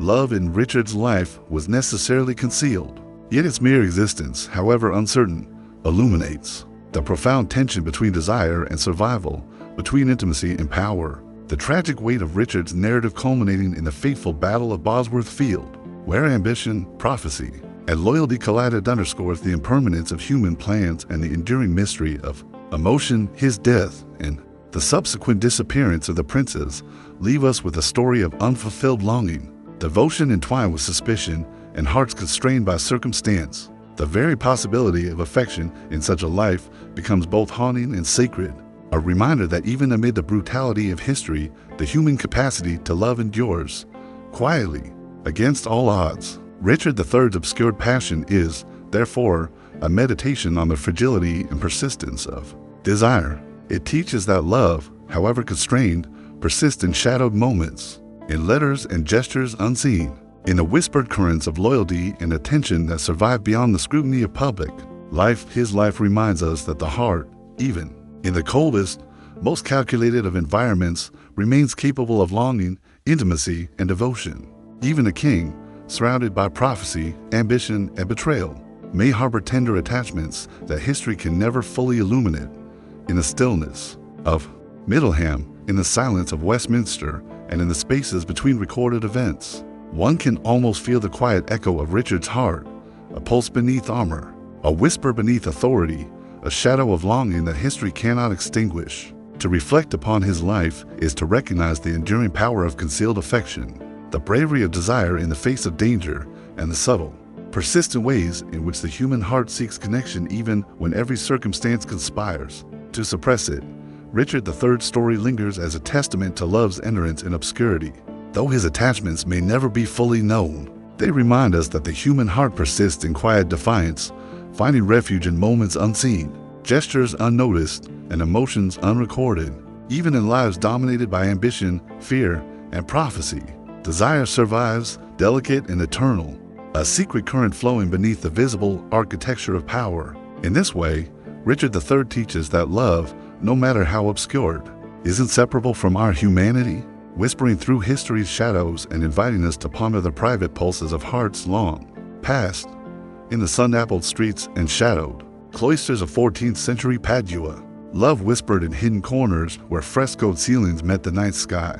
The city, alive with scholars, merchants, and the murmurs of nobility, seemed at once vibrant and perilous, a place where intellect and passion intertwined, and where desire could bloom only in secrecy. Among its labyrinthine alleys and quiet courtyards, a young noblewoman and a scholar found each other, drawn together by curiosity, intellect, and the tender thrill of forbidden attraction. Their love was as vibrant as the frescoes above them, yet as delicate as the parchment upon which their clandestine letters were written. The noblewoman, raised in wealth and privilege, moved through the world with grace, her education cultivated and her demeanor refined, yet her heart remained untouched by the cold politeness expected of her class. The scholar, brilliant yet constrained by social station, offered a mind that could match hers, a wit that sparked laughter, and a sensitivity that mirrored her own. Their meetings were stolen, a brush of the hand in the cathedral cloisters, an exchanged glance across the crowded piazza, and letters folded carefully with wax seals that bore the weight of risk. Every word was a caress, every phrase a promise wrapped in caution. In the heart of Padua, their passion flourished like a flower hidden beneath ivy, unseen yet impossible to extinguish. Yet in a city bound by social hierarchies and family expectations, love bore danger as easily as it bore delight. Whispered rumors spoke of secret meetings, of letters intercepted and read by curious eyes, and of a scholar's disappearance into the night under mysterious circumstances. Chroniclers hint that their affair drew attention not merely because of the scandalous mix of classes, but because it challenged the rigid order of the city itself. For the noblewoman, each glance and secret word carried the weight of risk. For the scholar, each touch threatened not only reputation, but life itself. Their desire became a dance of shadows, where joy and fear entwined in every heartbeat, where every whispered "I love you" might be their last. The tragedy of their love emerges in the murk of history, obscured by fragmented records and incomplete accounts. Some say the scholar vanished, spirited away by rivals, or perhaps fleeing to preserve both honor and life. Others suggest he fell victim to jealousy or clandestine punishment, a casualty of a world unwilling to forgive the mingling of intellect, passion, and audacity. The noblewoman endured a life of forced engagement to another, a husband chosen by duty rather than affection, her heart forever haunted by the memory of stolen nights beneath frescoed ceilings and moonlit balconies. Her longing persisted, invisible to all but the walls that had witnessed their secret meetings, the corridors that carried the scent of their fleeting intimacy. Even centuries later, Padua seems to remember them in the quiet of the university halls, where ink-stained fingers once traced lines of knowledge. One can imagine their footsteps echoing, soft and hesitant, in the churches and courtyards, where shadows stretch long at dusk. One feels the weight of longing and the ache of absence. the memory of glances exchanged beneath painted angels and saints. Love, here, was both sanctuary and prison, a brief rebellion against the boundaries imposed by class, convention, and circumstance. The scholar and noblewoman remind us that passion often thrives in shadow, its brilliance intensified by the risks that threaten to consume it. The fragility of their connection, preserved in whispers and fragments, is itself a meditation on human desire. Passion, though constrained, leaves traces that endure letters, rumors, and the faint echo of presence in the spaces they once shared. The scholar's disappearance and the noblewoman's enforced marriage transform their story into a timeless reflection on the cost of forbidden love, hearts entwined yet separated, longing unfulfilled, and the bittersweet resonance of what could have been. Their love was fleeting, delicate, and perilous, yet its intensity carved its presence into the memory of the city and into the fragile pages of history. Imagine the noblewoman at twilight, standing on a balcony overlooking the Arno, the golden light of dusk casting long shadows across her face. Her thoughts drift to the scholar whose eyes once mirrored her own, whose voice carried the subtle promise of devotion, whose presence remains a ghost in the halls of memory. Each breath is tamed with longing, each heartbeat a quiet lament for what history would never allow her to claim. In these moments, love becomes almost sacred, a private act of rebellion against the rigid structures of the world, a defiance that exists only in the mind and the heart. The lovers of Padua teach us that affection is resilient even when constrained, that passion can bloom in secrecy, and that desire, once awakened, resists obliteration by circumstance. Their story is a haunting reflection on how love often arrives where it is least welcome, thrives where it is most endangered, and leaves an indelible impression on those who experience it, even if their union is never consummated in the public eye. The scholar and noblewoman, though separated by fate and social expectation, continue to exist in the liminal spaces of the city, in the shadowed corridors, in the whispers of students and merchants, in the gentle sway of ivy along stone walls, and in the delicate flicker of imagination, even in absence. Their story endures as a meditation on human longing. Love, though constrained, leaves traces that cannot be erased. Desire persists in memory, in imagination, and in the faint currents of history that survive beyond the reach of time. The scholar and noblewoman of Padua, though lost to certainty, continue to whisper through the centuries, reminding us that passion often flourishes in secrecy, that the human heart seeks connection, even in danger, and that forbidden love, though ephemeral, casts a shadow both haunting and eternal.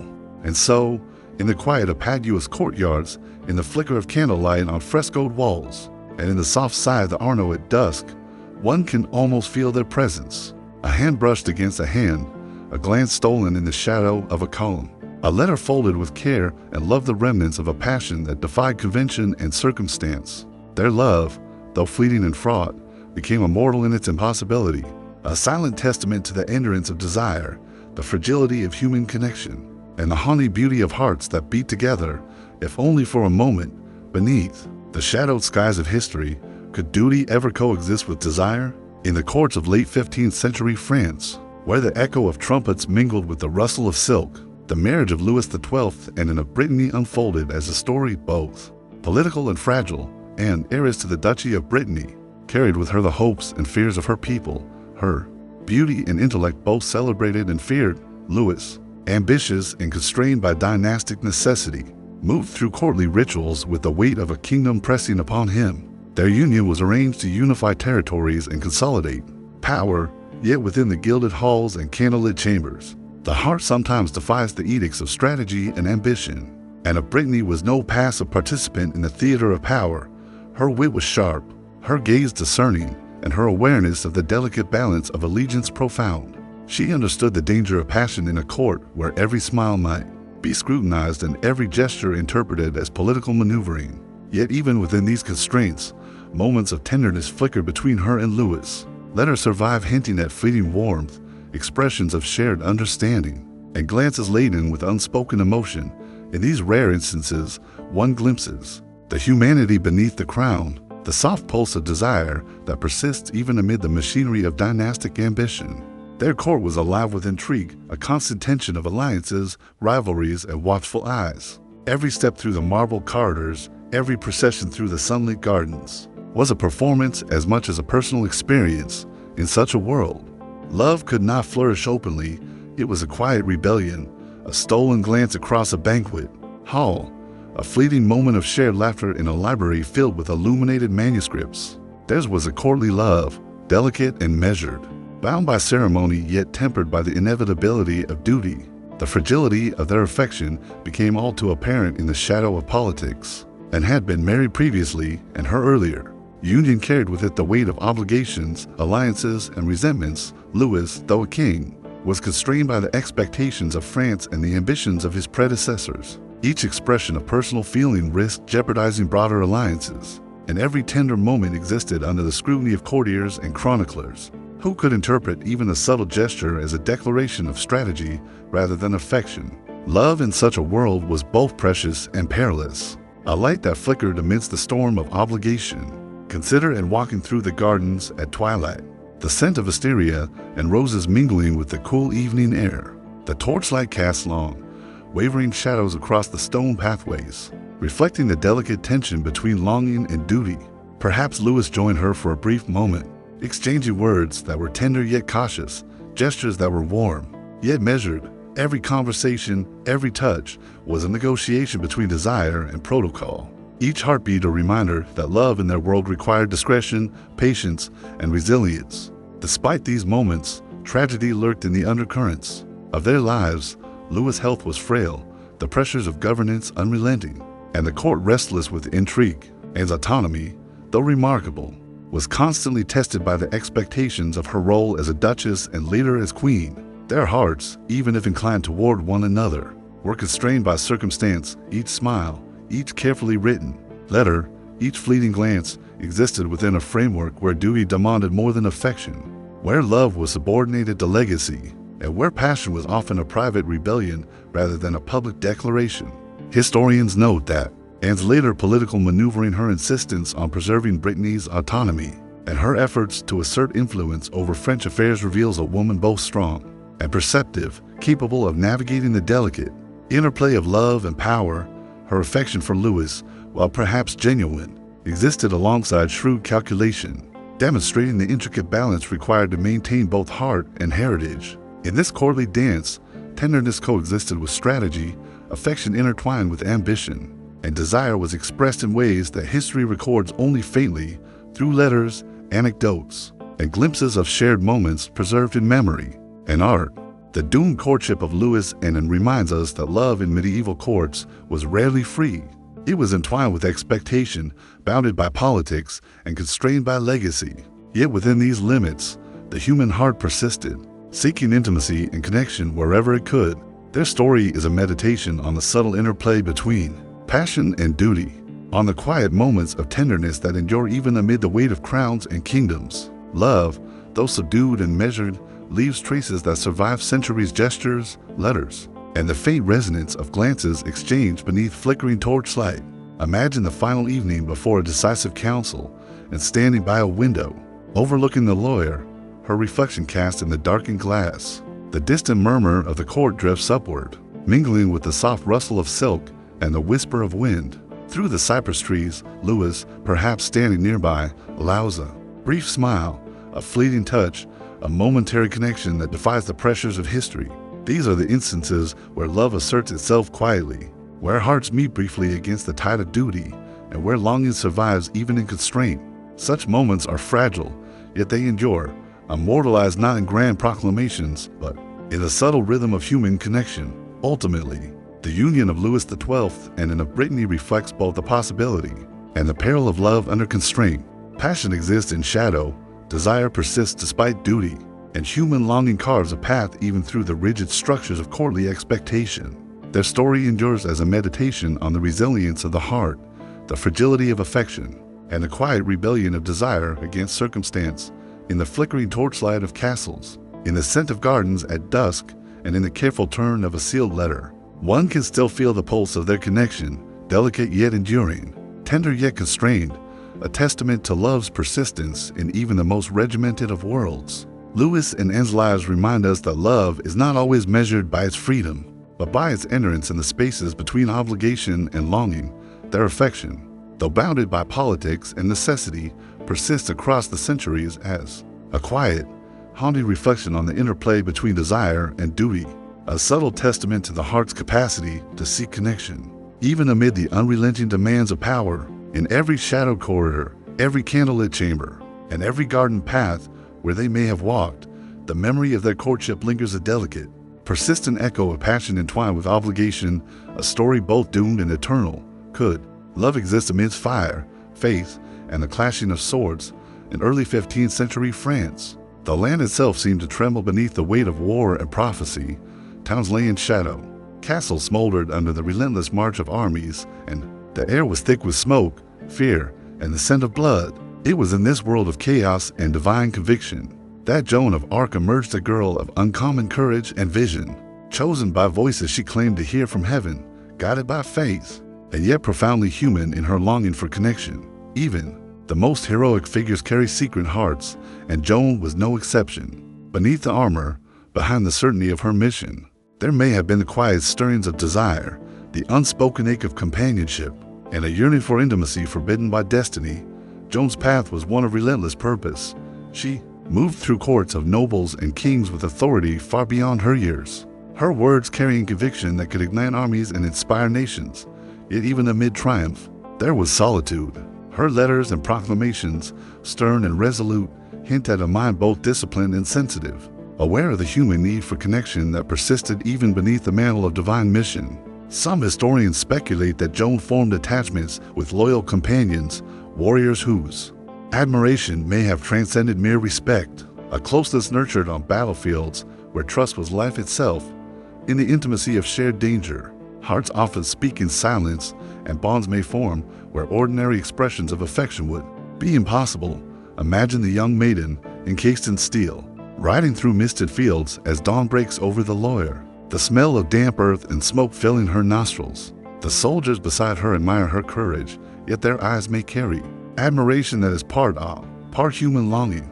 Perhaps in fleeting moments, she catches a glance that lingers, a heartbeat to long, or feels the quiet comfort of a hand brushing against hers and passing a subtle reassurance.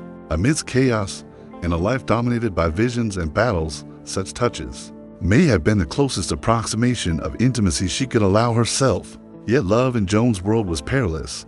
The devotion she might have felt or inspired could not exist openly.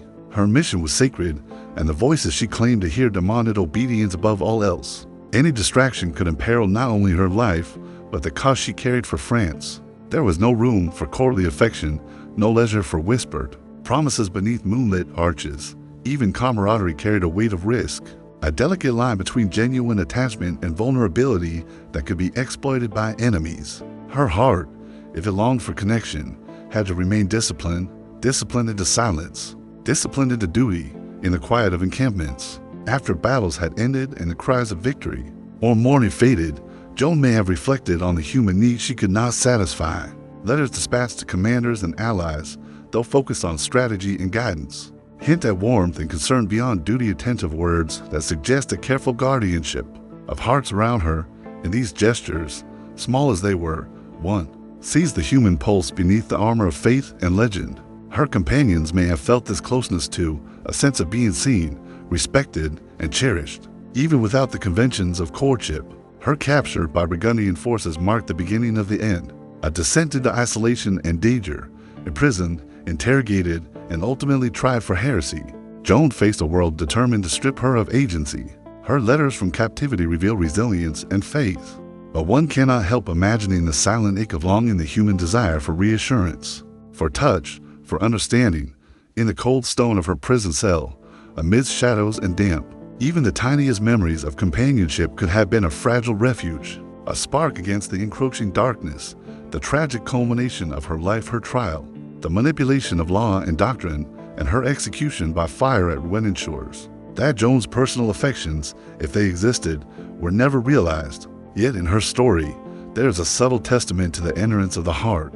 Even as flames consumed her, one senses that her courage was not only in battle and conviction, but in the quiet preservation of humanity beneath extraordinary demands. Love, unspoken and constrained, persisted in fleeting connections, in shared glances, in the small gestures of comradeship that defy documentation yet linger in imagination. Joan of Arc's secret affection is a meditation on longing constrained by destiny, It reminds us that even the most heroic lives, devoted entirely to causes greater than themselves, carry private, human needs.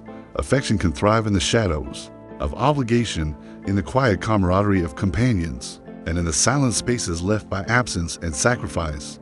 In Joan, one sees not only the fire of faith, but the soft pulse of the human heart, daring to beat amidst prophecy, duty, and danger. Consider the fields outside Orleans, where she led soldiers with unwavering conviction. The wind moves through grass and banners alike, carrying whispers of her courage and, perhaps, the faint echo of human longing. Each step across mud and stone is both mission and meditation. Each heartbeat a testament to resilience, each glance, exchange of fleeting connection preserved only in memory and imagination. In these silent currents, one can almost feel the quiet depth of emotion.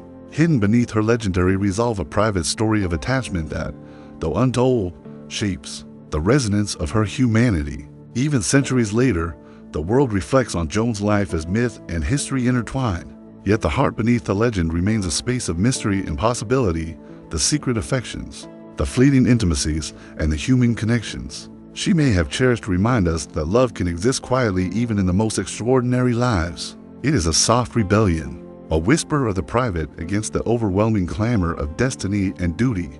Joan of Arc teaches that passion need not always manifest in grandeur or proclamation. It can endure in subtlety, in shared purpose, in the brief comfort of comradeship, and in the quiet preservation of heart beneath fire, persecution, and prophecy. Even in absence, even in the finality of death, the human longing she may have felt persists as a haunting echo, a reflection of the resilience of affection amidst the extraordinary, a pulse of connection that survives beyond the flames, the battles, and the judgment of men. In the misted fields of France, in the quiet stone of ancient towns, and in the imagination that conjures her courage, one can almost sense Joan's heart beating not only for her mission, but for the fragile, fleeting moments of human connection she may have secretly treasured.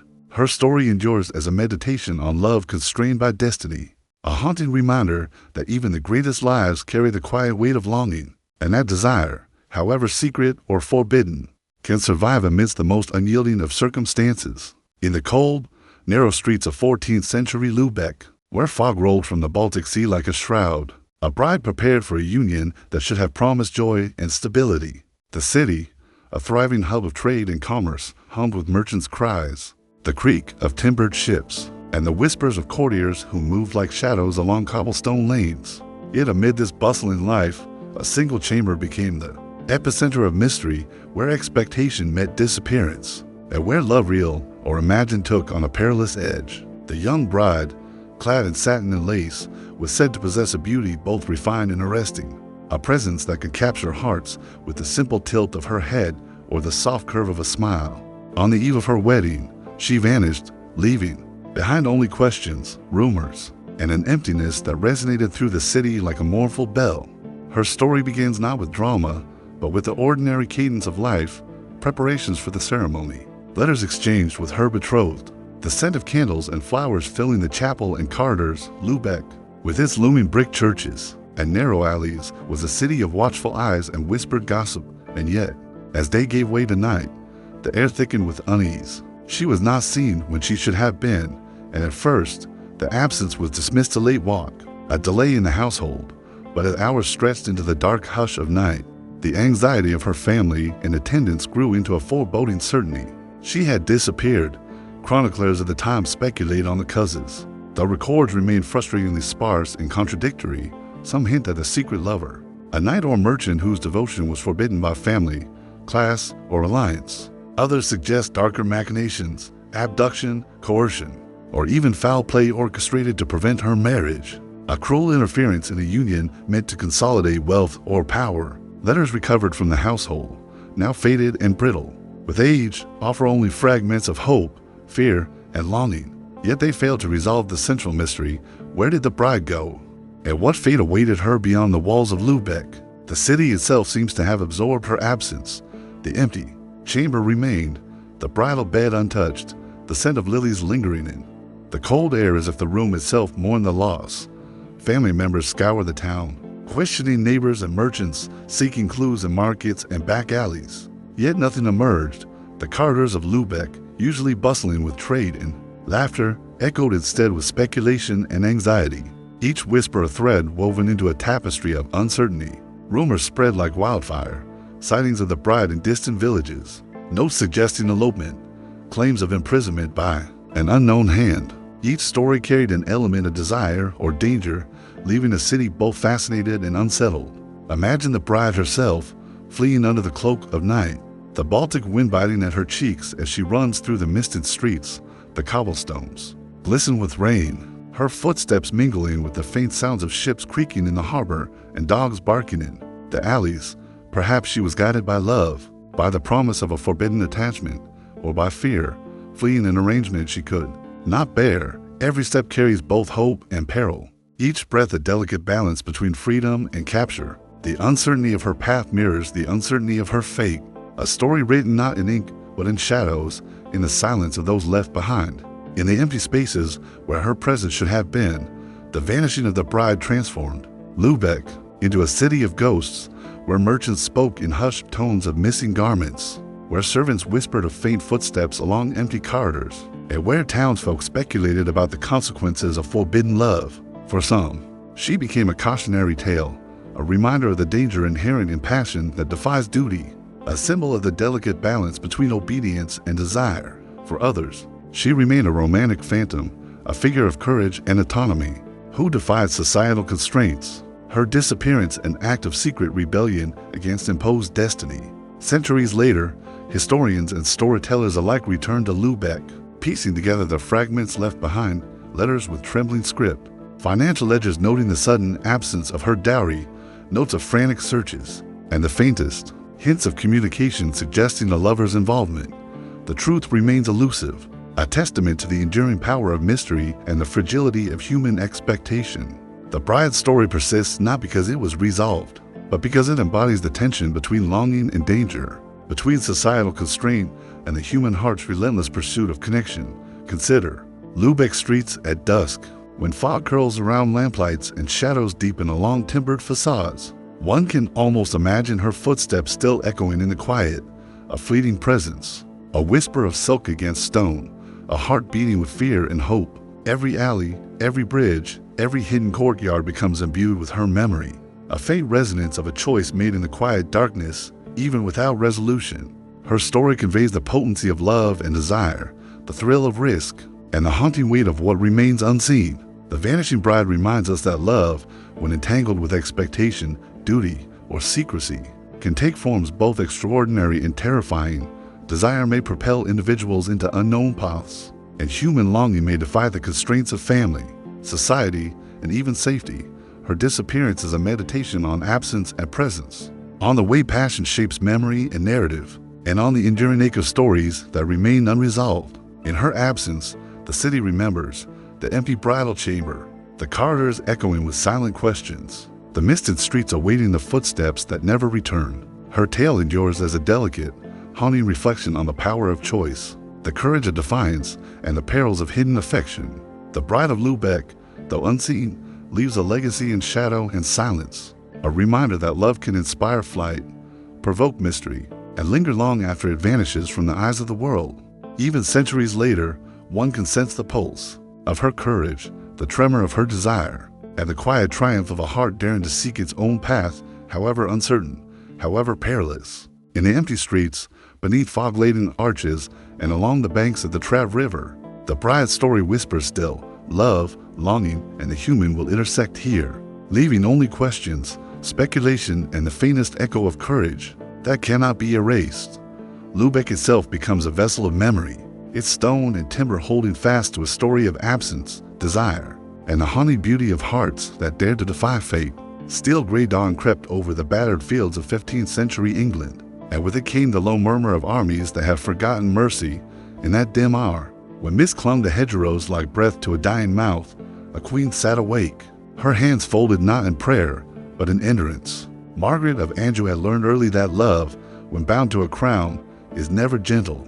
It is a thing sharpened by fear, tested by betrayal, and asked to survive where tenderness has no shelter. She was born far from England's cold shores, raised beneath the warmer skies of Anjou, where courtly love was spoken of in poetry and devotion was dressed in ceremony, When she crossed the sea to marry Henry VI, she carried with her not only youth and expectation, but a heart still unscarred by war. The English court received her with suspicion disguised as courtesy. Here, silence was a language, and loyalty could be withdrawn as easily as breath. Henry, her husband, was a king crowned by inheritance but fragile in spirit, prone to long absences of mind that left the realm unguarded. In those vacant stretches, Margaret learned what it meant to love, a man who could not always return her gaze.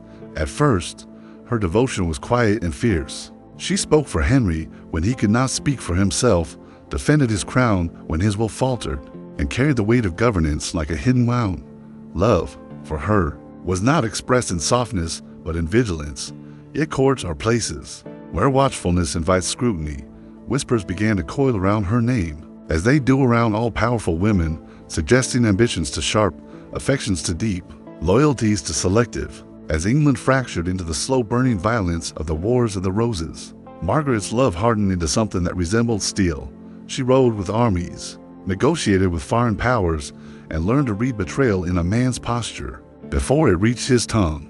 Her devotion to Henry became inseparable from her devotion to their son, the fragile promise of a future that war sought to erase. In candlelit chambers, with maps spread like wounded skins across tables, she planned not out of hunger for power, but out of terror of loss. Love, for her, was now preservation. Yet even as she fought for crown and child, loneliness pressed against her like winter's stone. Henry's mind slipped further from her reach, and with it, the possibility of shared tenderness. Chroniclers, ever eager to wound, later hinted at secret attachments, confidants whose presence lingered too long, counselors whose loyalty appeared personal rather than political. Letters survive that speak in careful tones of trust and comfort, written to men whose names history half erased. Whether these bonds were romantic or merely human attempts at solace, no record can say, but the ache beneath them is unmistakable. A woman may command armies and still hunger to be seen. When defeat came, it was not sudden but suffocating. One stronghold fell, then another. Allies vanished into expediency, promises dissolved in the face of shifting power. Margaret was captured, her son murdered, her husband imprisoned like a relic no longer useful. In captivity, love stripped of all armor reveals its rawest form. Gone were banners and strategies. What remained was grief so vast it rendered speech unnecessary. She endured humiliation, confinement, and the slow realization that everything she had protected was already ash. In the dim rooms of her imprisonment, time lost its meaning. Days passed measured only by the angle of light through narrow windows, and the echo of distant footsteps. Love, once expressed through action and resolve, became memory. She remembered Henry as he had been when she first met him, gentle, hopeful, unprepared for cruelty. She remembered the child whose future she had tried to guard with her own life. These memories did not comfort her, they burned. Yet even in captivity, Margaret did not disappear. She became something quieter, more enduring. Those who encountered her spoke of a presence sharpened by suffering, of eyes that carried storms, but no surrender. Love had not softened her, it had etched itself into her. If affection could no longer protect, it could at least testify. Her survival itself became a defiance of those who believed defeat erased devotion. Eventually, she was released, exchanged like a valuable, but broken, relic, allowed to return to France. She left England behind as one leaves a grave without closure, without relief, in exile. She lived among memories and ghosts, sustained by the knowledge that she had loved with a ferocity equal to the age that destroyed her. No crown awaited her, no family remained, only the echo of choices made in the name of loyalty and affection. History often paints Margaret of Anjou as ruthless, cold, unyielding, but such judgments forget the cost of loving in a world that rewards betrayal.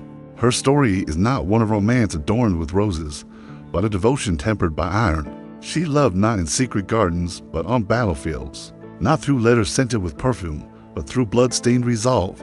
And when all was taken, she carried that love into silence, refusing to let it be rewritten as weakness. In the end, Margaret's heart was captive not to chains or prisons, but to the unbreakable bond of loyalty she chose and never abandoned. Her love did not save her kingdom, nor her family, nor herself, but it endured, and in endurance, it became something rarer than victory in the cold aftermath of war. Where names are reduced to accusations and outcomes, her devotion remains, like a low-burning ember, dim, indestructible, and forever warming the darkness it inhabits. Night gathered softly over the stone palaces of Castile, and with it came the quiet weight of candles guttering in high alcoves, their flames bending as if listening. In those hours, when the court slept and only the guards' measured steps echoed through corridors of power, a queen often remained awake. Isabel of Castile learned early that desire does not vanish when duty arrives. It merely learns how to hide. She was raised among rival claims and sharpened expectations, a girl taught to read scripture and strategy with equal seriousness. From childhood, her life was shaped by promises made on her behalf, by alliances discussed in rooms she was not yet permitted to enter. Love, she was told, would come later after crowns were secured, after borders were drawn, after obedience proved its worth. Yet the heart is not a patient thing. It listens, it watches, it remembers what it is not allowed to want. When Isabel married Ferdinand of Aragon, their union was hailed as Providence made flesh. Together they would bind kingdoms, restore order, and carve a future that history would praise in gold leaf and solemn prayer. And indeed, there was affection between them. Letters speak of trust, of shared resolve, of an intimacy forged in ambition as much as tenderness. But even in this partnership, so balanced and formidable, Isabel's inner world remained more complex than triumphal chronicles allow. The court of Castile was a place where every glance carried weight, where silence could condemn, and where proximity itself was a language. Men and women moved around the queen with rehearsed reverence, yet closeness bred familiarity, and familiarity sometimes blurred into something more dangerous. Chroniclers hint always carefully, always indirectly at attachments that hovered to long in her orbit, trusted advisors whose loyalty felt personal, confessors whose presence lingered beyond the spiritual, courtiers whose letters, now lost or censored, were said to carry a warmth unsuitable for parchment that might be discovered. Isabel was no reckless dreamer. If desire stirred, it was discipline, pressed into stillness beneath layers of prayer and resolve. Yet discipline does not erase feeling, it refines it into a sharper ache. In the privacy of her chambers, beneath tapestries depicting saints and martyrs, she wrestled with the contradiction of being both woman and sovereign. Her faith demanded restraint. Her position demanded certainty. Her heart, however, spoke in a quieter voice, asking questions no confessor could absolve. Spain itself mirrored her inner tension. The land was in flux, shaped by reconquest and reform, by the drawing of religious boundaries that would define generations. Isabel believed deeply that order must be enforced. That unity required sacrifice, and so she sanctioned acts that history still debates with trembling hands: expulsions, inquisitions, the tightening of doctrine like a noose around difference. Love, in this context, became something dangerous not only to her soul, but to the image she embodied. A queen who ruled by divine favor could not be seen to waver in private longing. And yet, there are moments preserved in the margins of record that suggest a softer truth. A pause in correspondence, a sudden reassignment of a favorite courtier, a retreat into extended prayer following rumors never fully written down. These absences speak as loudly as declarations. They suggest a woman who felt deeply, who understood temptation not as sin alone, but as a human weight she carried silently. Ferdinand, pragmatic and vigilant, was not blind to the currents of court life. Their marriage, though affectionate, was not immune to distance. They ruled together, but often apart, each bound by separate counsels, separate urgencies. In these separations, Isabel's solitude deepened. Love, when unshared in its fullness, can turn inward, becoming reflection rather than expression. She wrote more, she prayed longer, she withdrew into rituals that steadied her even as they concealed the ache beneath. There's a particular cruelty in loving when one must never be known for it. Isabel's desire, whether for a person, a version of herself unburdened by destiny, or simply for rest, was something history forced into shadow. Her reputation demanded purity of image. Her legacy required certainty. Any hint of divided affection would have been seized upon by rivals eager to fracture her authority. And so, whatever tenderness stirred within her was locked away, guarded more fiercely than any border. As years passed and victories mounted, the cost of restraint accumulated. Triumph did not soften her, it hardened her sense of inevitability. Love became something abstract, sublimated into devotion to God, to Spain, to the idea of order itself. Yet abstraction does not warm the body at night. It does not sit beside you when silence becomes too heavy. In her later years, illness crept, and like a slow confession, the body, long disciplined into obedience, began to fail. In those final seasons, Isabel's writings grow more introspective. She speaks of conscience, of judgment, of the soul's accounting. What she does not speak of is perhaps the most revealing. There are no declarations of regret, no explicit mourning for paths not taken, but there is a gravity in her tone, a sense of someone who understands that devotion demanded everything and returned only partial peace. When death came, it did not arrive with spectacle. It came quietly, as it often does for those who have lived loudly in history. She left behind a kingdom transformed and a reputation forged in certainty, yet beneath the monuments and decrees lies another Isabel, one who knew the sharp edge of wanting, who felt the pull of affection and chose, again and again, to bury it beneath responsibility. Her story endures not as scandal, nor as romance, but as a meditation on the cost of greatness. Desire, when denied, does not vanish. It becomes part of the structure of a life, shaping decisions, sharpening resolve, and leaving behind a silence that historians mistake for simplicity. Isabel of Castile ruled with unwavering conviction, but her heart, like her kingdom, was forged through conflict. In the quiet chambers where she once prayed alone, where candlelight traced shadows along stone, one can almost sense the presence of unspoken longing, not a failure of faith, but a testament to humanity, for even the most resolute queen is still, flesh and breath, still subject to the pull of connection, and in that truth, Isabel's legacy gains its deepest resonance not as a ruler without doubt, but as a woman who bore desire, mastered it, and paid the price in silence.